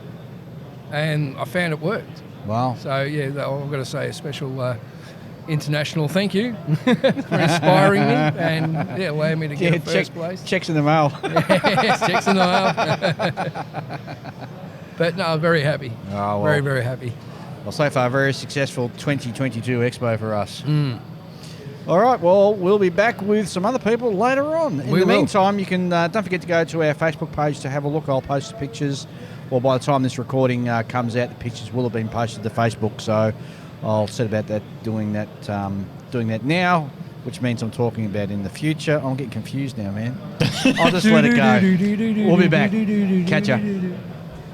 Okay, and we're back, and we have got Michael Claringbould from Avonmore Books. Avonmore Books. I've got that correct? That's correct. And he's got a stand here at Model Expo with what I would have to say are some of the most fantastic books on air warfare in the South Pacific World War II that you could find anywhere. Thank you very much, and thank you for having me on the podcast. That's quite all right. So, for somebody who perhaps hasn't heard of your books or is not familiar with them, give us the elevator pitch as to what they are and what you do and what the books are about. Okay, thanks. Well, this sort of started off when I was a kid in New Guinea, and I was raised there. And on weekends, I'd go out into the jungle and find wrecks. And wow, you're kidding? Seriously? No one could tell me what they were, because you see, back in those days, and without giving my age away, which is almost pre-World War II, but not quite. So we were taught subjects at primary school, for example, the evacuation of Dunkirk. Yeah. And things like that, which of course is valid history in its own right. Yeah. Even though it's the dark side, which is European theatre. Yep. So here's me as a kid saying, well, it's great to hear about fishing boats taking British soldiers off Normandy beaches, but what are these plane wrecks in the jungle? Yeah. And the surprising thing is, no one could tell me anything, and I mean no one. Wow. This was bizarre. So that developed a sort of fascination for me, and which is carried through right now until, post-retirement era. Yeah. So the game changer for me was I started acquiring interest and later on expertise in the 5th Air Force, which was General Kenny's Air Force. And then then I joined Foreign Affairs, and I've had numerous diplomatic postings, including all over the Pacific. So I broadened my horizons from Papua New Guinea into Guadalcanal, and I've been everywhere in the Pacific. And in fact, I've worked all over the Pacific, including Solomon Islands, Tonga, you name it, New Caledonia. The game changer for me was I started getting a bit bored with 5th Air Force because I'd covered most of it.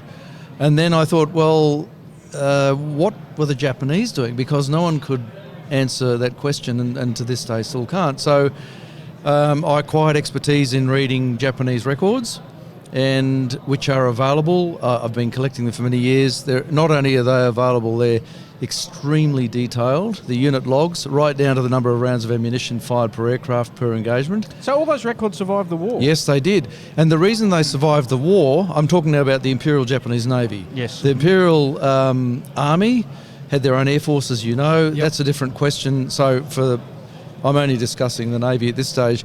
So what would happen is twice a week a civilian airline service operated by military aircraft.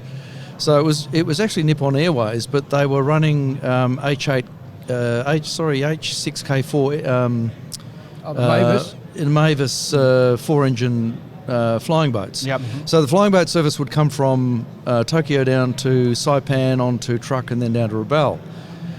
Twice a week. Quite often there were extra flights put on by 11th Fleet or 8th Fleet, and these flying boats would bring down VIPs and medicines, and they would return with VIPs, medical evacuees, and unit records. Now those unit records, the Japanese military at the time was sufficiently savvy to say to themselves, in worst case, where's the safest place to store these? Yep. And they stored them in the basements of the Imperial Palace. Right. On the assumption that the Americans wouldn't bomb the palace. Yes. Now, that assumption, happily, for all of us here, proved correct. So those records have gradually been released over the years. When the Japanese first released them, back in I think it was the mid-70s, but they didn't make them available to foreigners. So fortunately, I had sufficient friends in Japan at the time through historical interests that I was able to start obtaining those. And anyway, most of those unit records are now available online. They're reasonably hard to find for a Westerner, and they're more difficult to translate. And the reason translation is difficult is that it's an ancient form of classical Japanese script, which uses almost purely kanji, which are the old Chinese characters. And a lot of those characters are not known or recognised even today in modern Japan. So happily, I've developed a fluency in reading those, largely because I studied classical China at university. So I had to dust off those old skills. And with the aid of a 1944 British intelligence dictionary, which contains 26,000 phraseologies or phrases or terminologies. Yeah. So with that, I've been able to dig right into Japanese records, and so I can get any particular engagement, work out exactly what happened from the Japanese and Allied side, and marry the two, and inevitably they blend together beautifully as a jigsaw piece. Wow. So it's quite, plus or minus 3 minutes of engagement, which is impressive when you consider Japanese fighter units were recording this. The squadron leader, Chutaicho, as we say in Japanese, was leading these units. They would write the times on the perspex using chalk. It's so there's such a lot to this, Yeah. But happily, we're able to blend these situations, and so I've in the last 10 years I've focused on the Japanese side and marrying the two sides. Because, and for modelers, the interesting point is that your books not only have the sort of the history of what happened in the South Pacific, but you also go into detail the actual aircraft that flew as well. Yeah. So I moved into at the same time I got interested in 3D technology. I started using 3ds Max, building aircraft to life-size scale, putting materials on them using photorealistic material programs like V-Ray, and then cheating by using post-production with Photoshop. And so I was able to rebuild aircraft that no longer exist, such as the Mavis, and then put on the accurate markings. And those markings are contained in fleet orders, they're contained in unit logs. There's also a lot of captured, the Allies captured a lot of Japanese aircraft, and happily, from an intelligence perspective, not only did they write down all the technical details of what they found, they also did quite accurate sketches of the markings.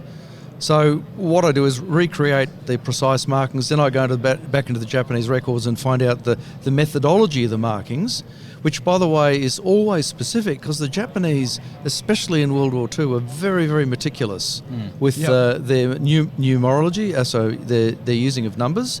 They loved numbers. They loved markings methodology was extremely ordered and specific. But it was interrupted, of course, by high inventory flows because so many were getting shot down. Yeah. So you factor all that in, and I put down illustrate markings, and I don't put anything to paper that I can't justify or historically back up. The biggest issues that modelers have, particularly with Japanese Army and Japanese Navy, is the colours on the aircraft. Okay. I mean, geez, I can't count the number of arguments, and almost it's almost come to fisticuffs over. Okay, that's a very good point. And look, I don't get into those arguments because I know what the answer is, and it goes like this: the specific factory when we're talking, let's talk about the Zero. Yep. When the Zero exited the factory, there were two manufacturers, Mitsubishi and Nakajima. Correct. Okay, so the paint specification on those it differs slightly, but we do have the formula for it. It was a twin pack polyurethane. It was a semi-gloss, right? The colour everyone argues over. To me, it's not an argument. Where the argument becomes curious is when the Japanese started field modifying the aircraft at Rabaul. And to do this, they'd overspray a green. Okay, we're talking about the Model 21s, the Model 22s, because don't forget the late Model 22s came out of the factory with a green. Correct, yeah. Right. So, which is well documented, that's not arguable. What's arguable is so what did they do in Rabaul to paint over green? Okay, so they used a variety of splotch patterns, which were sometimes sprayed on using high-pressure spray guns. They used cloth dipped in paint tins and sometimes use that, or they'd sometimes use a paintbrush. There's no methodology, and the paint stocks they used were utterly non-conformist. You know, the Imperial Japanese Navy wasn't sending them green paint. They were getting paint stocks out of the motor pool, right? And most of the applications were lead-based paint on top of twin-pack polyurethane, so you can work out for yourselves how quickly the weathering on it. Yeah, exactly. Right? Yeah, so for modelers, what's the right answer? There is none. Okay, so you've got literally thousands of different applications and colour schemes and different techniques.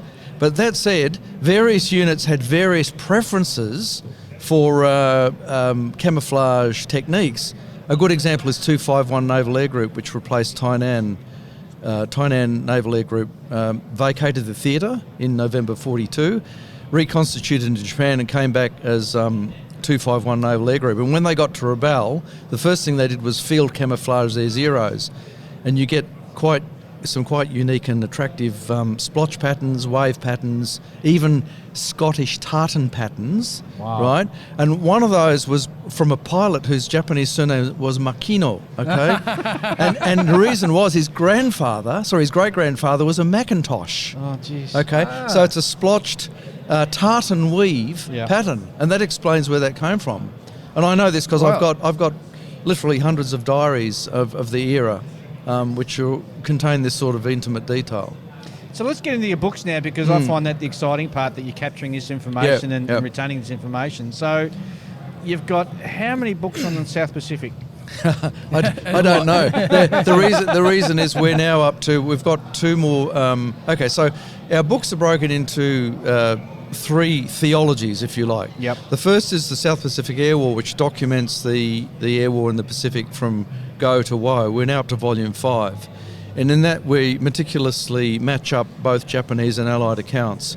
In volume 1 we go also a little into the politics in the Japanese military, which dictated the way they invaded and so forth. So that's one theology. The next theology is our Pacific Adversary series. So what I do there is I get particularly active combats or something, a particular quirky combat.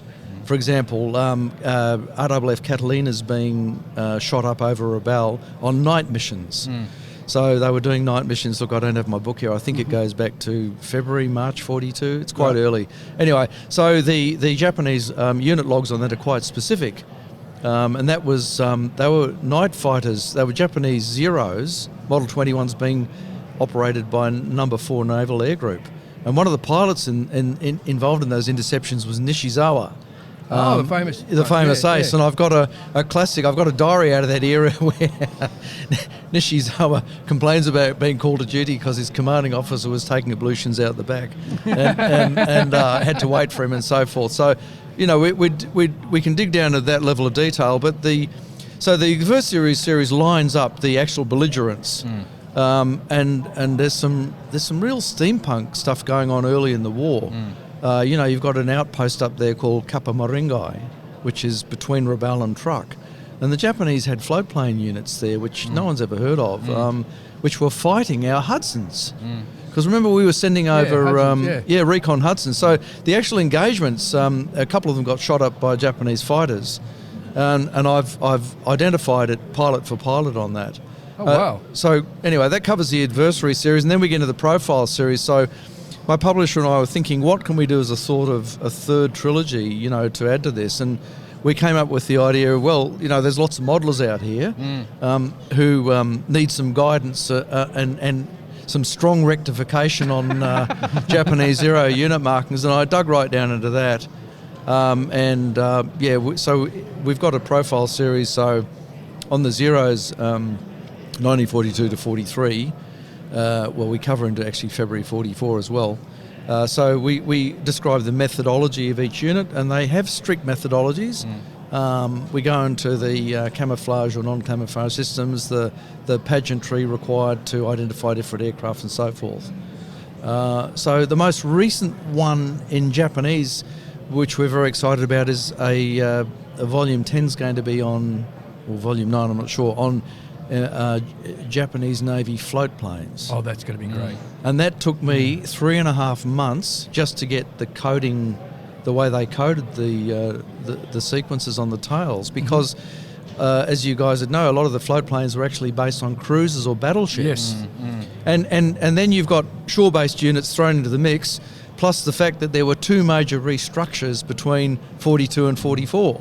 Right. And the Japanese were obsessed with float planes too, but when you think about it, they didn't have the engineering capacity like the US had, and so for them it was easier to like floats in the plane and land in the lagoon, and you could take off and there's your runway. Well, it's more than that. The Japanese float planes were a lot more, am I allowed to use the word ubiquitous? Sure. And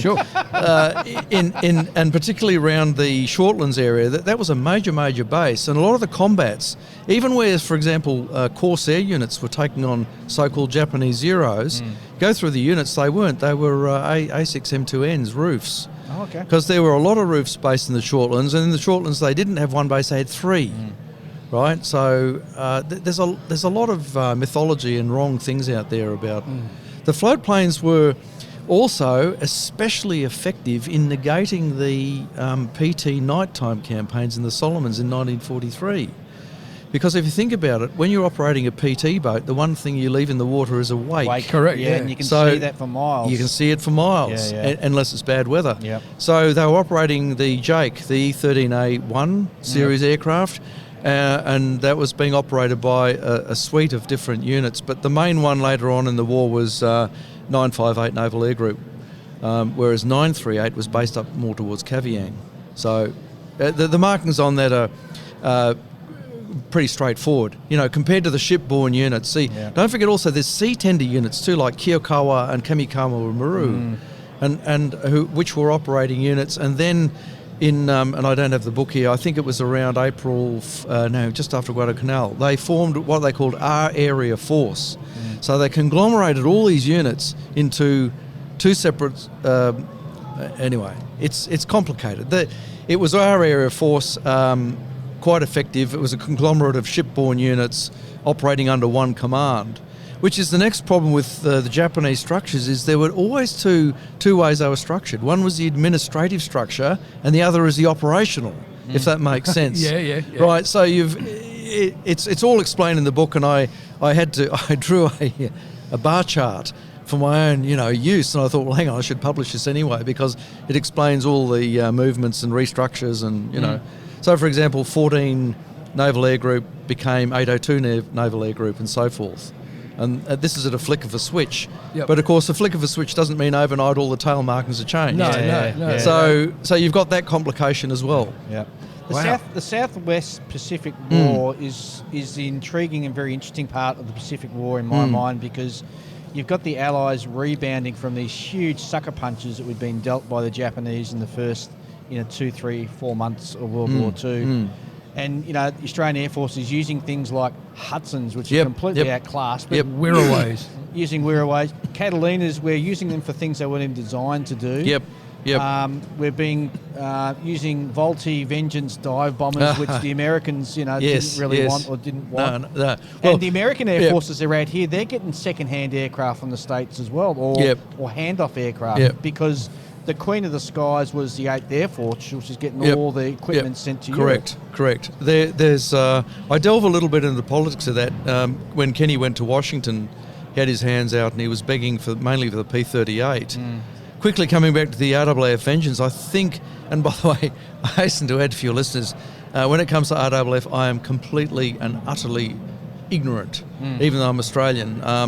But I do recall, I think it was 24 Squadron operating the Vengeance out of NADZAB. It may well have been. They were invited to leave by the 5th Air Force. And the reason was the 5th Air Force was forced to escort them to places like Alexishafen and Madang. The Vengeance could only carry, I think it was a 1,000-pound bomb. Yes. At 1,000 pound. And Kenny was saying, hang on, you're sending a Vengeance out with 4 escorts, each of which can also carry a 1,000-pound bomb. What is the point of this?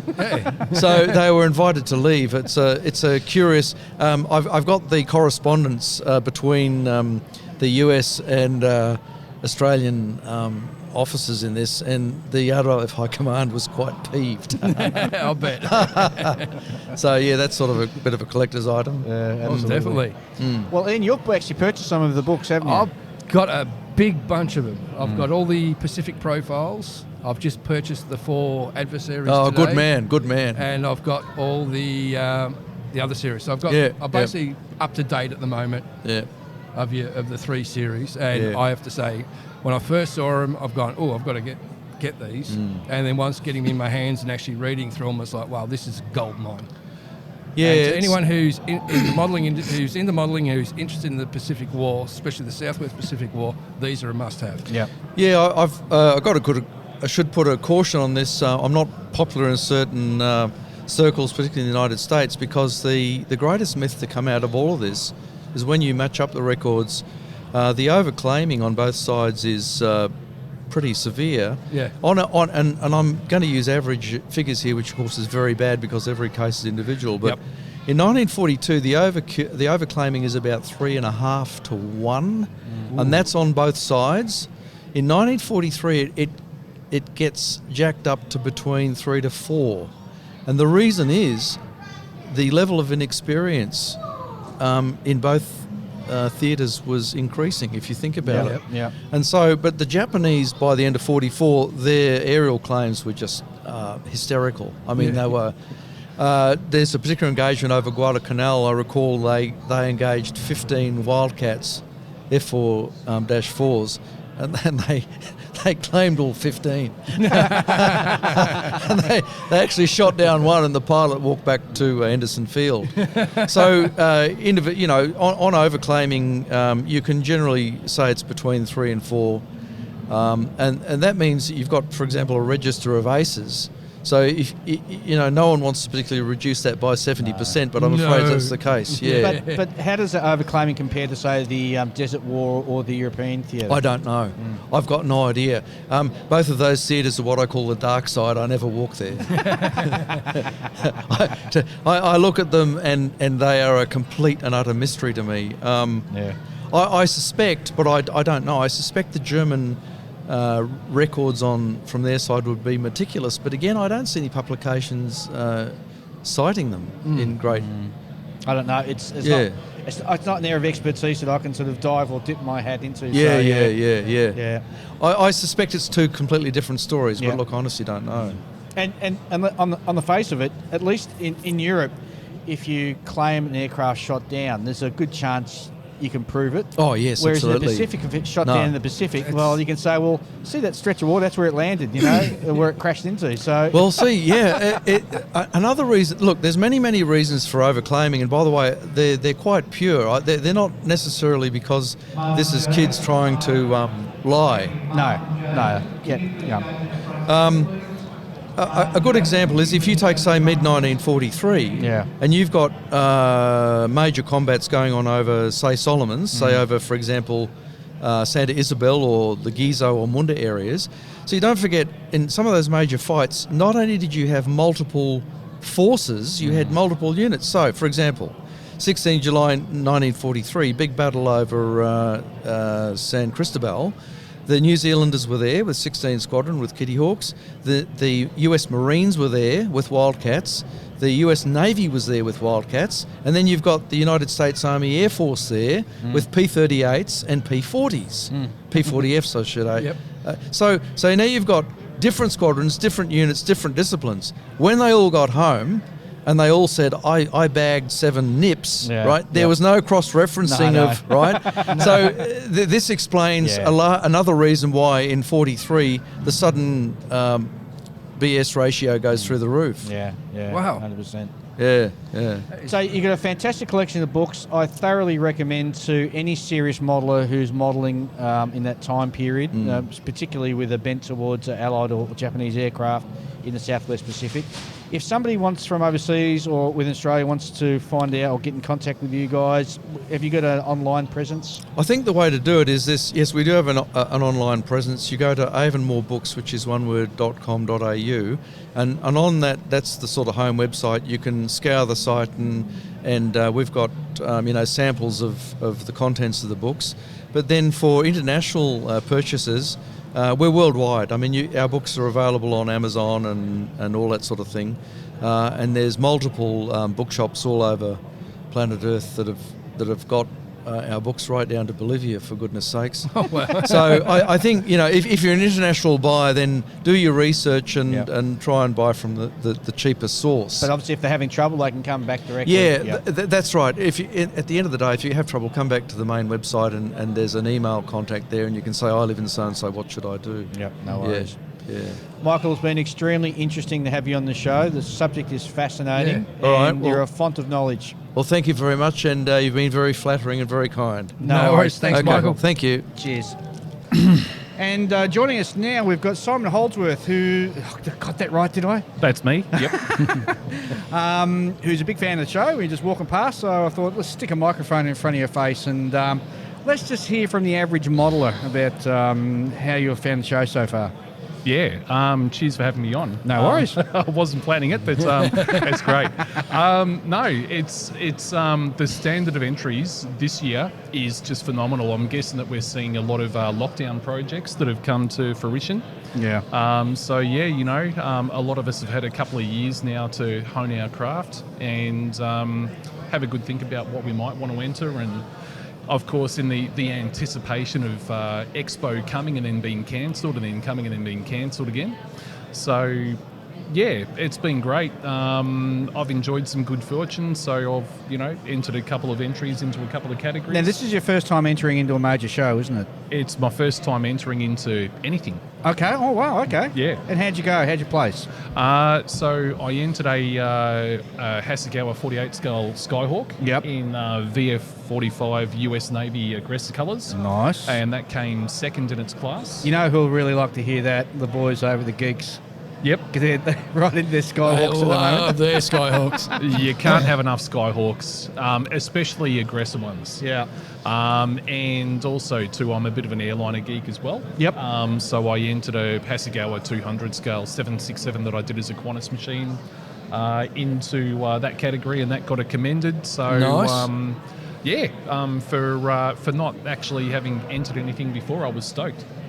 So for somebody who's never entered before, would you recommend that people actually just go and do that as a first timer? Absolutely, because the thing is that that'll expose you to the judging process. You'll get a really good insight into what the judges actually are looking for, and that's only going to basically make you improve in your craft and basically, we do this for enjoyment, but so much of what we strive for basically is for self-improvement and making each project better than the last. And I would say that entering things here into Model Expo is just an ideal way to get exposure as to how that process works and what you should be aiming for, because apart from knowing what the judges are looking for, just looking at the standards of what other people have entered. And also, it's such a solitary sort of hobby, so shows like this, you get to meet everybody and catch up with mates, and you met us for the first time. Well, that's right. I mean, basically, up until now, we've just basically been, messenger mates, haven't we? Yeah. So, it's great, basically, to and also to this being the first show fresh out of all of our savage lockdowns last couple of years. It really is great to get out and actually, meet all the faces that make this hobby what it is. Yeah, 100%. Yeah. Well, congratulations on your win. Thank you. Thanks for stopping past and doing a quick on the mic. It's an absolute pleasure. And we'll no doubt see you again next year. Absolutely, yeah. We got to talk at some point about my. I remember we were going to talk pre-lockdown about my Lockheed U2, the AFE club thing that I'd built. With yes. Now, if I recall, I had got you to come over to the show and record with us. Yep. Because you'd done it in a black, and I've never seen a black done the way you've done the black. Right. And no, definitely we've got to lock you in and get you in to talk about that because that's a whole show all on its own. Yeah. And you also did the lunar module as well. Yeah, that's right. That's not finished yet. Not as mine. No, that was mostly an experiment basically with Molotov chrome. Yep. Basically to see if it actually could be airbrushed. Yep. And it can. And it can, yeah, 100%. And it can, yeah. And basically, really trying to achieve this mythical chrome finish that we all have strived for. So you didn't enter your U2? No, because the thing is that I didn't keep the box art, and also too I didn't keep the instructions. And to be honest with you, to actually enter anything, it was like a last-minute decision last Thursday night. Wow! And I just didn't have time to jump on the net download because I probably could have downloaded the instructions for the U2 off the net. You could have, yes. Yeah, but I didn't. So look, it's never entered anything before, so it's never placed before. So maybe next year I'll bring it along. 100%. Yep. Yeah. Well, definitely have you into the studio. You know I do breakfast before we start, so it's a nice big feed. I can smell the bacon already. Good to hear. Thanks very much, Simon. Cheers, mate. Thanks so much.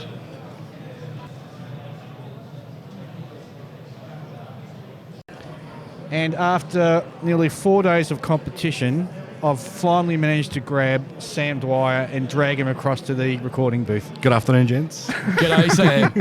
Now, I haven't been avoiding you, despite what you might be saying. How are we going to go in Omaha? I mean, 4 days here, and there's still people I haven't managed to catch up with. How are we going to go over there? Yeah, it's going to be this times 10, I reckon. Oh, plus. Easily. Plus. Well, the difference is at least we'll have the nights over there. Yeah. Although, Yeah. a little squirrel tells me that somebody was hard on the sauce last night. Yeah. And feeling a bit seedy today. Yeah, what's the term? I lack match fitness. So a bit dusty. But it's all worth it. It's great. This is the first time in 2 years that 2 years, yeah. the show's back, and it's great to see mates again and just hang out and great models, and it's brilliant. Yep. Yeah. Have you found the show? Well, I jumped in my car and I came down here and I found it. And here it is. Boom, boom. I'm here all week. Try the veal. No, it's brilliant. It's so good to be back, and it's so good. There's loads of familiar faces around, and there's just the models are fantastic on the table, and I'm so excited. It's awesome. For us, for the three of us, it's an appetizer for Omaha, really. It is. Yeah, we're under a month now. You were under a month, I know. Yeah, super pumped. So did you have anything entered? I put 4 in. Yeah. Yeah, put 4 in, which is good. So it kind of mixed. I mean, I did really well, but kind of mixed results in some way. So tell us what you had in. So I got my King Tiger railcar diorama, which is my 2 King Tigers, my cut-up King Tigers. Which got a first, which is amazing. Congrats. Thank you. Yeah, so and then my F4 Phantom, my Tamiya F4 Phantom. So which was a bit of a resurrection model. So, and that got a first as well in an amazingly tough category. The 48 scale aircraft category is always really hotly contested, and got a first, which is holy awesome. cow. Yeah, and then little vignette with a a little machine gun pillbox type thing, and a veteran on a Vespa motorbike who's gone back to visit his pillbox from World War II. Oh, no, that one, yes. Yeah. It's So nice, little graffiti on the side of the pillbox and stuff, So that got a second, which is amazing, because, again, incredibly tough category. And then the real head scratcher is my Panther, my Berlin Panther, in single vehicle dioramas. It looks like it wasn't even judged. It got nothing. Wow. So who knows? And then the thing that won was a tiny little diorama of a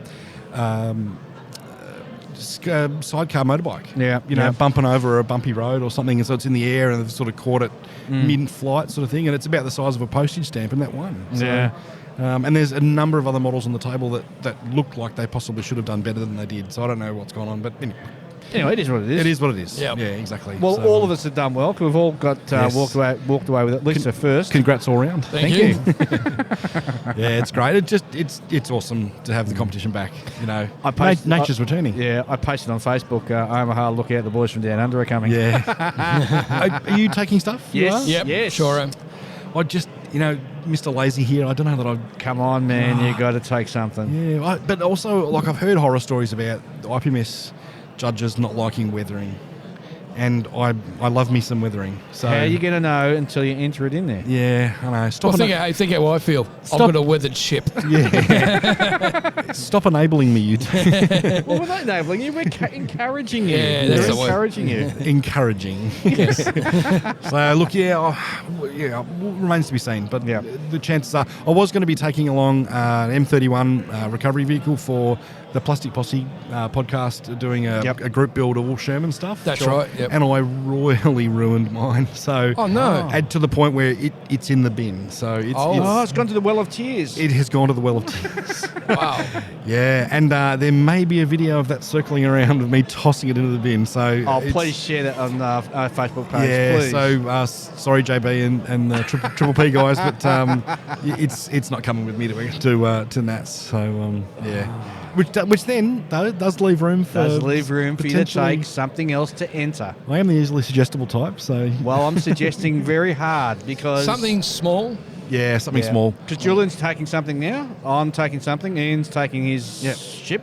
So I've got I took a model to Scar Model Challenge in Eindhoven in 2018. Yep. And I've got a box made up, a little plastic tub sort of thing with foam, all literally ready to go with all my model stickers on it. So it's very identifiable as a model box. So that, if I can get something to fit inside that. Dude, you've got, I know. How many sleeps do we say? Oh, isn't it 27 now or something? Like that. I don't even know what today is. Today's Sunday, I think. Yeah, what is it? The 19th, 18th? Yeah, something like that. It's 19th. Today's the 19th. It's like being in a casino. There's no clocks and there's no windows. No, that's right. And you spend money. And all our money's going. We're speaking of money because we were up at the swap and sell and we both had tables up there, and so I cleaned up. I walked away with $850 after selling on my kits. Yeah, I got rid of everything but 4. And the 4 were still quite good models. And I even bought something off you. Magazine or a reference book? Yeah, reference you did too. book. Thanks, mate. And I got it. Well, $5. It was a steal. Yeah, I was practically giving it away. No, just the usual routine where you have stuff on the table and someone comes over, and there were 2 T72 kits that are relatively new kits and over $100 each normally. Yeah. And he goes, "Oh, how about $100 for the 2?" And I went, "Nah, keep walking." And so he does a loop of the room, comes back and goes, "What about now? $100?" I went, "No, mate. Yeah, I had the same. Not happening." I had the same. I'm trying to flog off a Felix Day. Yeah. Wingnut Wings Felix Day. And I had $500 on it, which is about half price what you're paying. Yeah. And I had a guy try and talk me down $150. So Tell him he's dreaming. Yeah, tell him he's dreaming. Exactly. Jousting sticks. Mind you, my Wingnut Wings Albatross went out for $200. That walked, so it was good. Yeah, I bet it did. Well, mind you, it was priced to sell. Yeah. Why take it home? Yeah. So now we've got to kill time until presentation. Presentation is at 3 o'clock. Only half an hour to go. Half an hour to go. And we can stand there and applaud each other as we go up. Yep. Yeah. Which is interesting. They always run the juniors first at the presentation. Yep. And juniors feels really light on the ground this year, which is kind of... Well, it's funny because previously I had Imogen Gardner on the show. She's a 12-year-old girl. Yep. And her first time she entered in competition and she won first place. That's awesome. Oh, that's great to hear. Absolutely stoked. Yep. I just, I was talking because her dad was on the show as well, and I said, maybe talk to your dad about buying an airbrush now. Why not? So that's coming for Christmas. That's a great idea. No, just you hope that maybe just this year, because of the change of dates, there might be a little bit of, people have missed out or whatever, and they'll come back in spades next year, and we'll get tons of juniors and stuff, and intermediate kids as well. So, give us a run for their money when they're a little bit older. Yes, Terrific. hopefully. Well, the next time we're going to be seeing you is Omaha, mate. USA. Yes. USA. Yes, that we will. Yeah, man, I'm quite pumped. When we get back, we're going to do a big after-action review. Yeah, looking forward to it. Yeah, that'll be fun. Awesome. All right, mate. No worries. Thanks for popping by. Great to see you guys. No worries. Cheers. See you, mate. Well, here we are, day 4 of the show. At the end of the actual day, pretty much we're just waiting now for presentations, which will happen in about half an hour's time. And we finished up at the swap and sell. We all did very well up there, selling our kits. Yep. To cash ourselves up for Omaha. Except I spent half of it. Or in general. What have you got on board there? I bought... What have I bought so far? I bought a resin winged hussar. Yep. I bought half a dozen books, mainly on the Southwest Pacific. Yep. I've bought the new Copper State Models French armoured car, model 1914, which is a really sporty car looking thing, and the piece de resistance. Yes. The Great Wall Hobby 132nd scale P4 Hawk. Or P40B, which I got for 25% off the price, which made it the cheapest around. So the price was? About 170. Anywhere else you're paying over 230 to 260. Jeez, that's a good deal, That's man. a good deal. But you're supposed to be saving your money for the US, and you're going running around spending all your money here. Well, what about you? What have you bought? Julian? Yeah, see? Yeah. Well, you're throwing it to me. Yeah. Well, I haven't bought anything, I don't think, Yeah, actually. no, actually, Julian's been really good. I've only bought 3 kits, so it's not too bad. Well, I've only been really good because I've been very focused on what I want, and what I want isn't here. Oh. Yeah, so there hasn't been a lot of car models. Like specific. Even then, I'm pretty picky about my car models. So even if there was a retailer here that had a lot of Tamiya kits, Yep. I would and maybe buy one. Yep. And you didn't? And I didn't because it wasn't here. Like anything I would consider buying, it wasn't here. Yep. That's fair enough. I mean, not everyone's going to get their stuff represented. Yep. I was also in the mood for something I was looking for something science fiction maybe. Yep. And there just wasn't enough. I did buy one kit, and that was the Gundam Curios from Bandai. Yes, you did. Yes. Yes. Yes. But that's it. I mean, I could have bought that online anyway, but I ended up buying it here because it was there, and I was like, That's okay, it. well, now it's in my hands. Well, I've got to say, it's been a very successful... The crowds on the last day have been humongous walking through. Yeah. I've never seen the show so busy, actually, to tell you the truth. There's so many people. Yes, very true. And we've all done very well in the categories we entered. We've all walked away with a first. Yep. Yeah. So Very fortunate, isn't it? Yeah, well, we're just damn good. I don't see it that way. What do you think? It's always a gamble. No matter how good you are, it's a gamble. It can be a crapshoot sometimes. It really can. I mean, we had Sam on earlier on, and he was shocked that one of the ones he expected to win didn't even place, didn't even get commendation. I mean, Sam's a damn fine modeler. Oh, yeah. Yeah. Anyway, it is what it is. It depends on judges on the day. It depends which way the wind's blowing, and it's all about having fun. Exactly. And measuring yourself about how good you are against everybody else. Yep. catching up with people you haven't seen for a few years because of COVID. Yeah, 100%. I mean, we've caught it with so many people, and there's people I still haven't had a chance to catch up with yet as well. So, it's just such a busy 4 days, man. It's so busy. You know what? Being on this podcast really sweetens the deal when it comes to meeting people at these events. Yeah.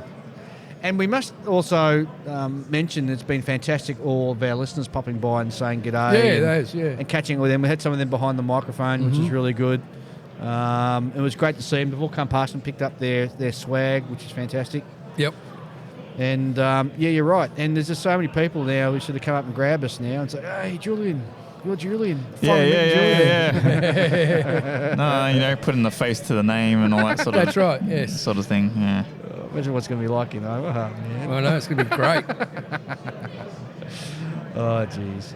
All right, so I think we'll think about wrapping up our Expo 2020 broadcast. You guys got anything else you want to finish up with? Not really.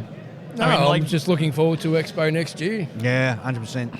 I have to say, some of these categories was just way beyond what I expected, right? Yeah. How do you mean when you say that? Beyond what? Well, I mean, for example, the motorcycles. There were 4 times as many entries into those categories, and and the quality of the work. Yeah, and the quality of the work was just off was nuts. You know, it's not normally it's sort of like you got 48 scale aircraft, you've got 35th scale armor, and everything sort of lags behind. Yep. Not as popular, but yeah, this is just. And as we're talking with Scotty from SMS, who's just sort of finally found some time to wander up. Hey, Scotty. Hey, Scotty, how you Hi, going? boys. Yeah, good. Great to see you, mate. It's the first time I've been able to step away all day. I think it's probably the first time we're able to sit on your bum, isn't it? It is actually. It's actually a good feeling. I'll just get you to put that microphone a bit closer to your mouth there. There you go. There we go. Terrific. So how's your 4 days been, Scott? Absolutely massive. And for people who can't see Scott is Scott from SMS Paints. Yes. And we're very blessed to have you here as a guest on the show, as well as one of our wonderful sponsors as well. Thanks, guys. Yeah. No, this weekend's been absolutely massive. It's good to be back finally after 3 years. Yeah, I know. Seeing all these people again that we've known and new people that I've made friends with over the last couple of years during COVID, online through Facebook and all our social media platforms. Yeah, it's great to actually meet a lot of these people.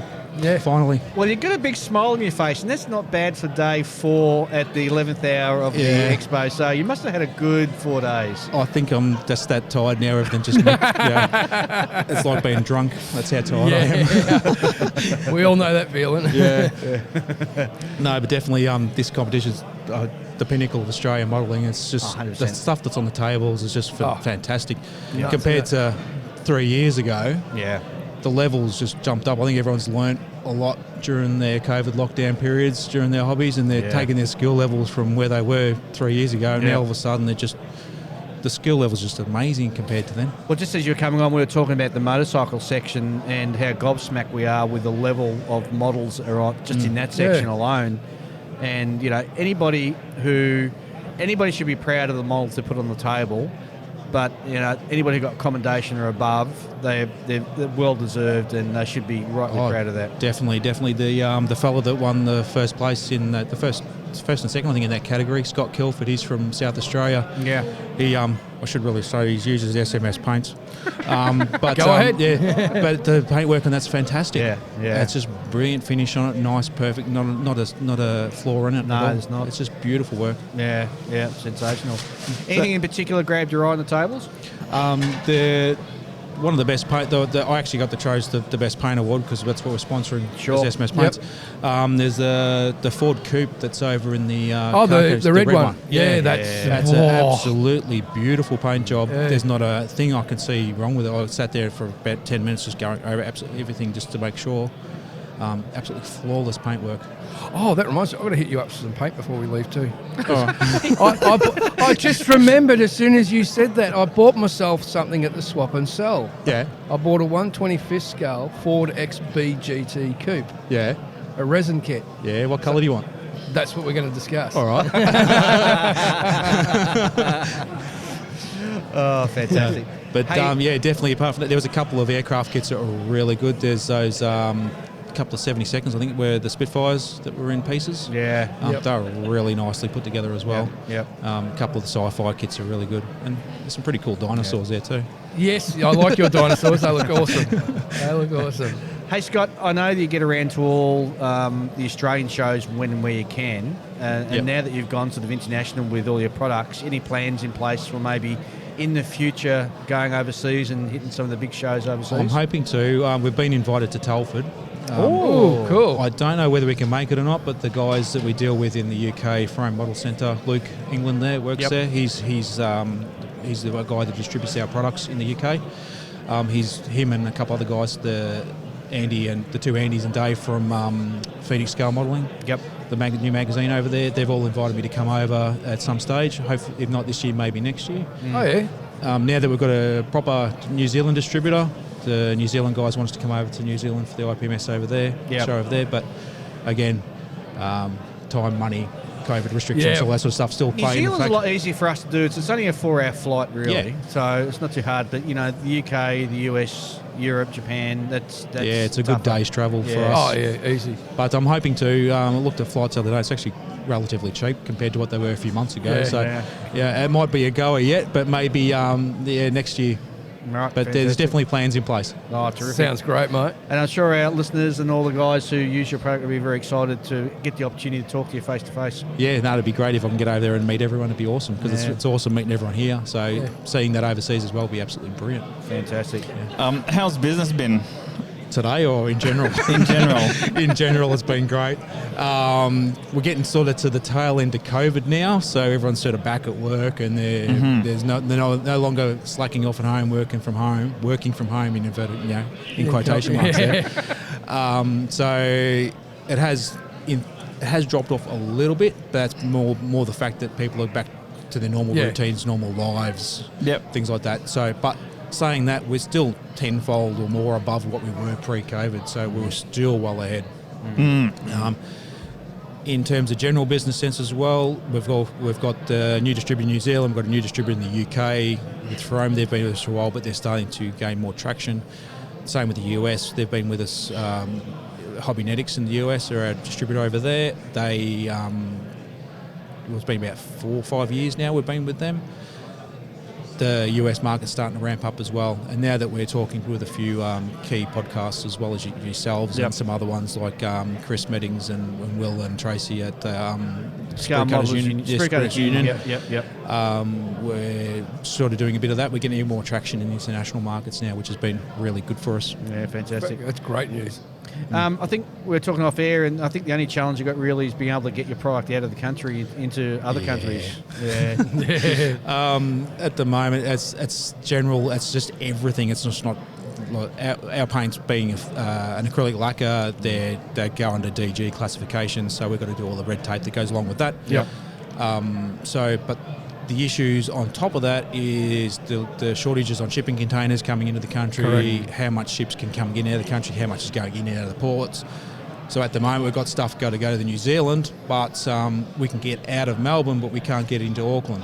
It's Auckland's stock-a-block. Auckland's stock-a-block, so we've got to wait for a window, which is generally it's usually 1 to 2 weeks in a good period, but at the moment it could be 4, 5, 6 weeks due to any port just blockages and congestions. And any other way to get it out is just not viable financially for anyone. Jeez, man, it's not easy being a manufacturer, is it? Oh, no. It's like I love what we do. Yeah. It's being able to produce a product that can give modelers that able to produce these wonderful pieces of work that we see here at Model Expo. Being able to provide them with that product and seeing what people can do with that product, and most of these, nearly all of them, are better than what I can do with our own product. It's awesome just to see that, just to know that feeling that we've been able to help people enjoy that hobby. Well, I've got to say, and I'm not just blowing smoke in your, or pissing in your pocket or blowing smoke up your ass, as we say, but you came as a modeler into the industry and built something up. You're a fantastic supporter of the hobby. I mean, I judged here on Friday night, and all the judges got a small gift pack from you, which is a wonderful thing for you to do. Thank you, And I thought it was fantastic. You've supported our show for nearly going on 5 years now. And you're just a fantastic ambassador for the hobby, and just thanks very much. No, thank you. If I can help where I can, I can. Yeah, why not? And it is appreciated. No, thanks, guys. All right, thanks very much, Scott. You go back and do some more work, mate. Yeah, sell a bit more paint. Thanks, guys. See ya. See you, buddy. Bye. See ya.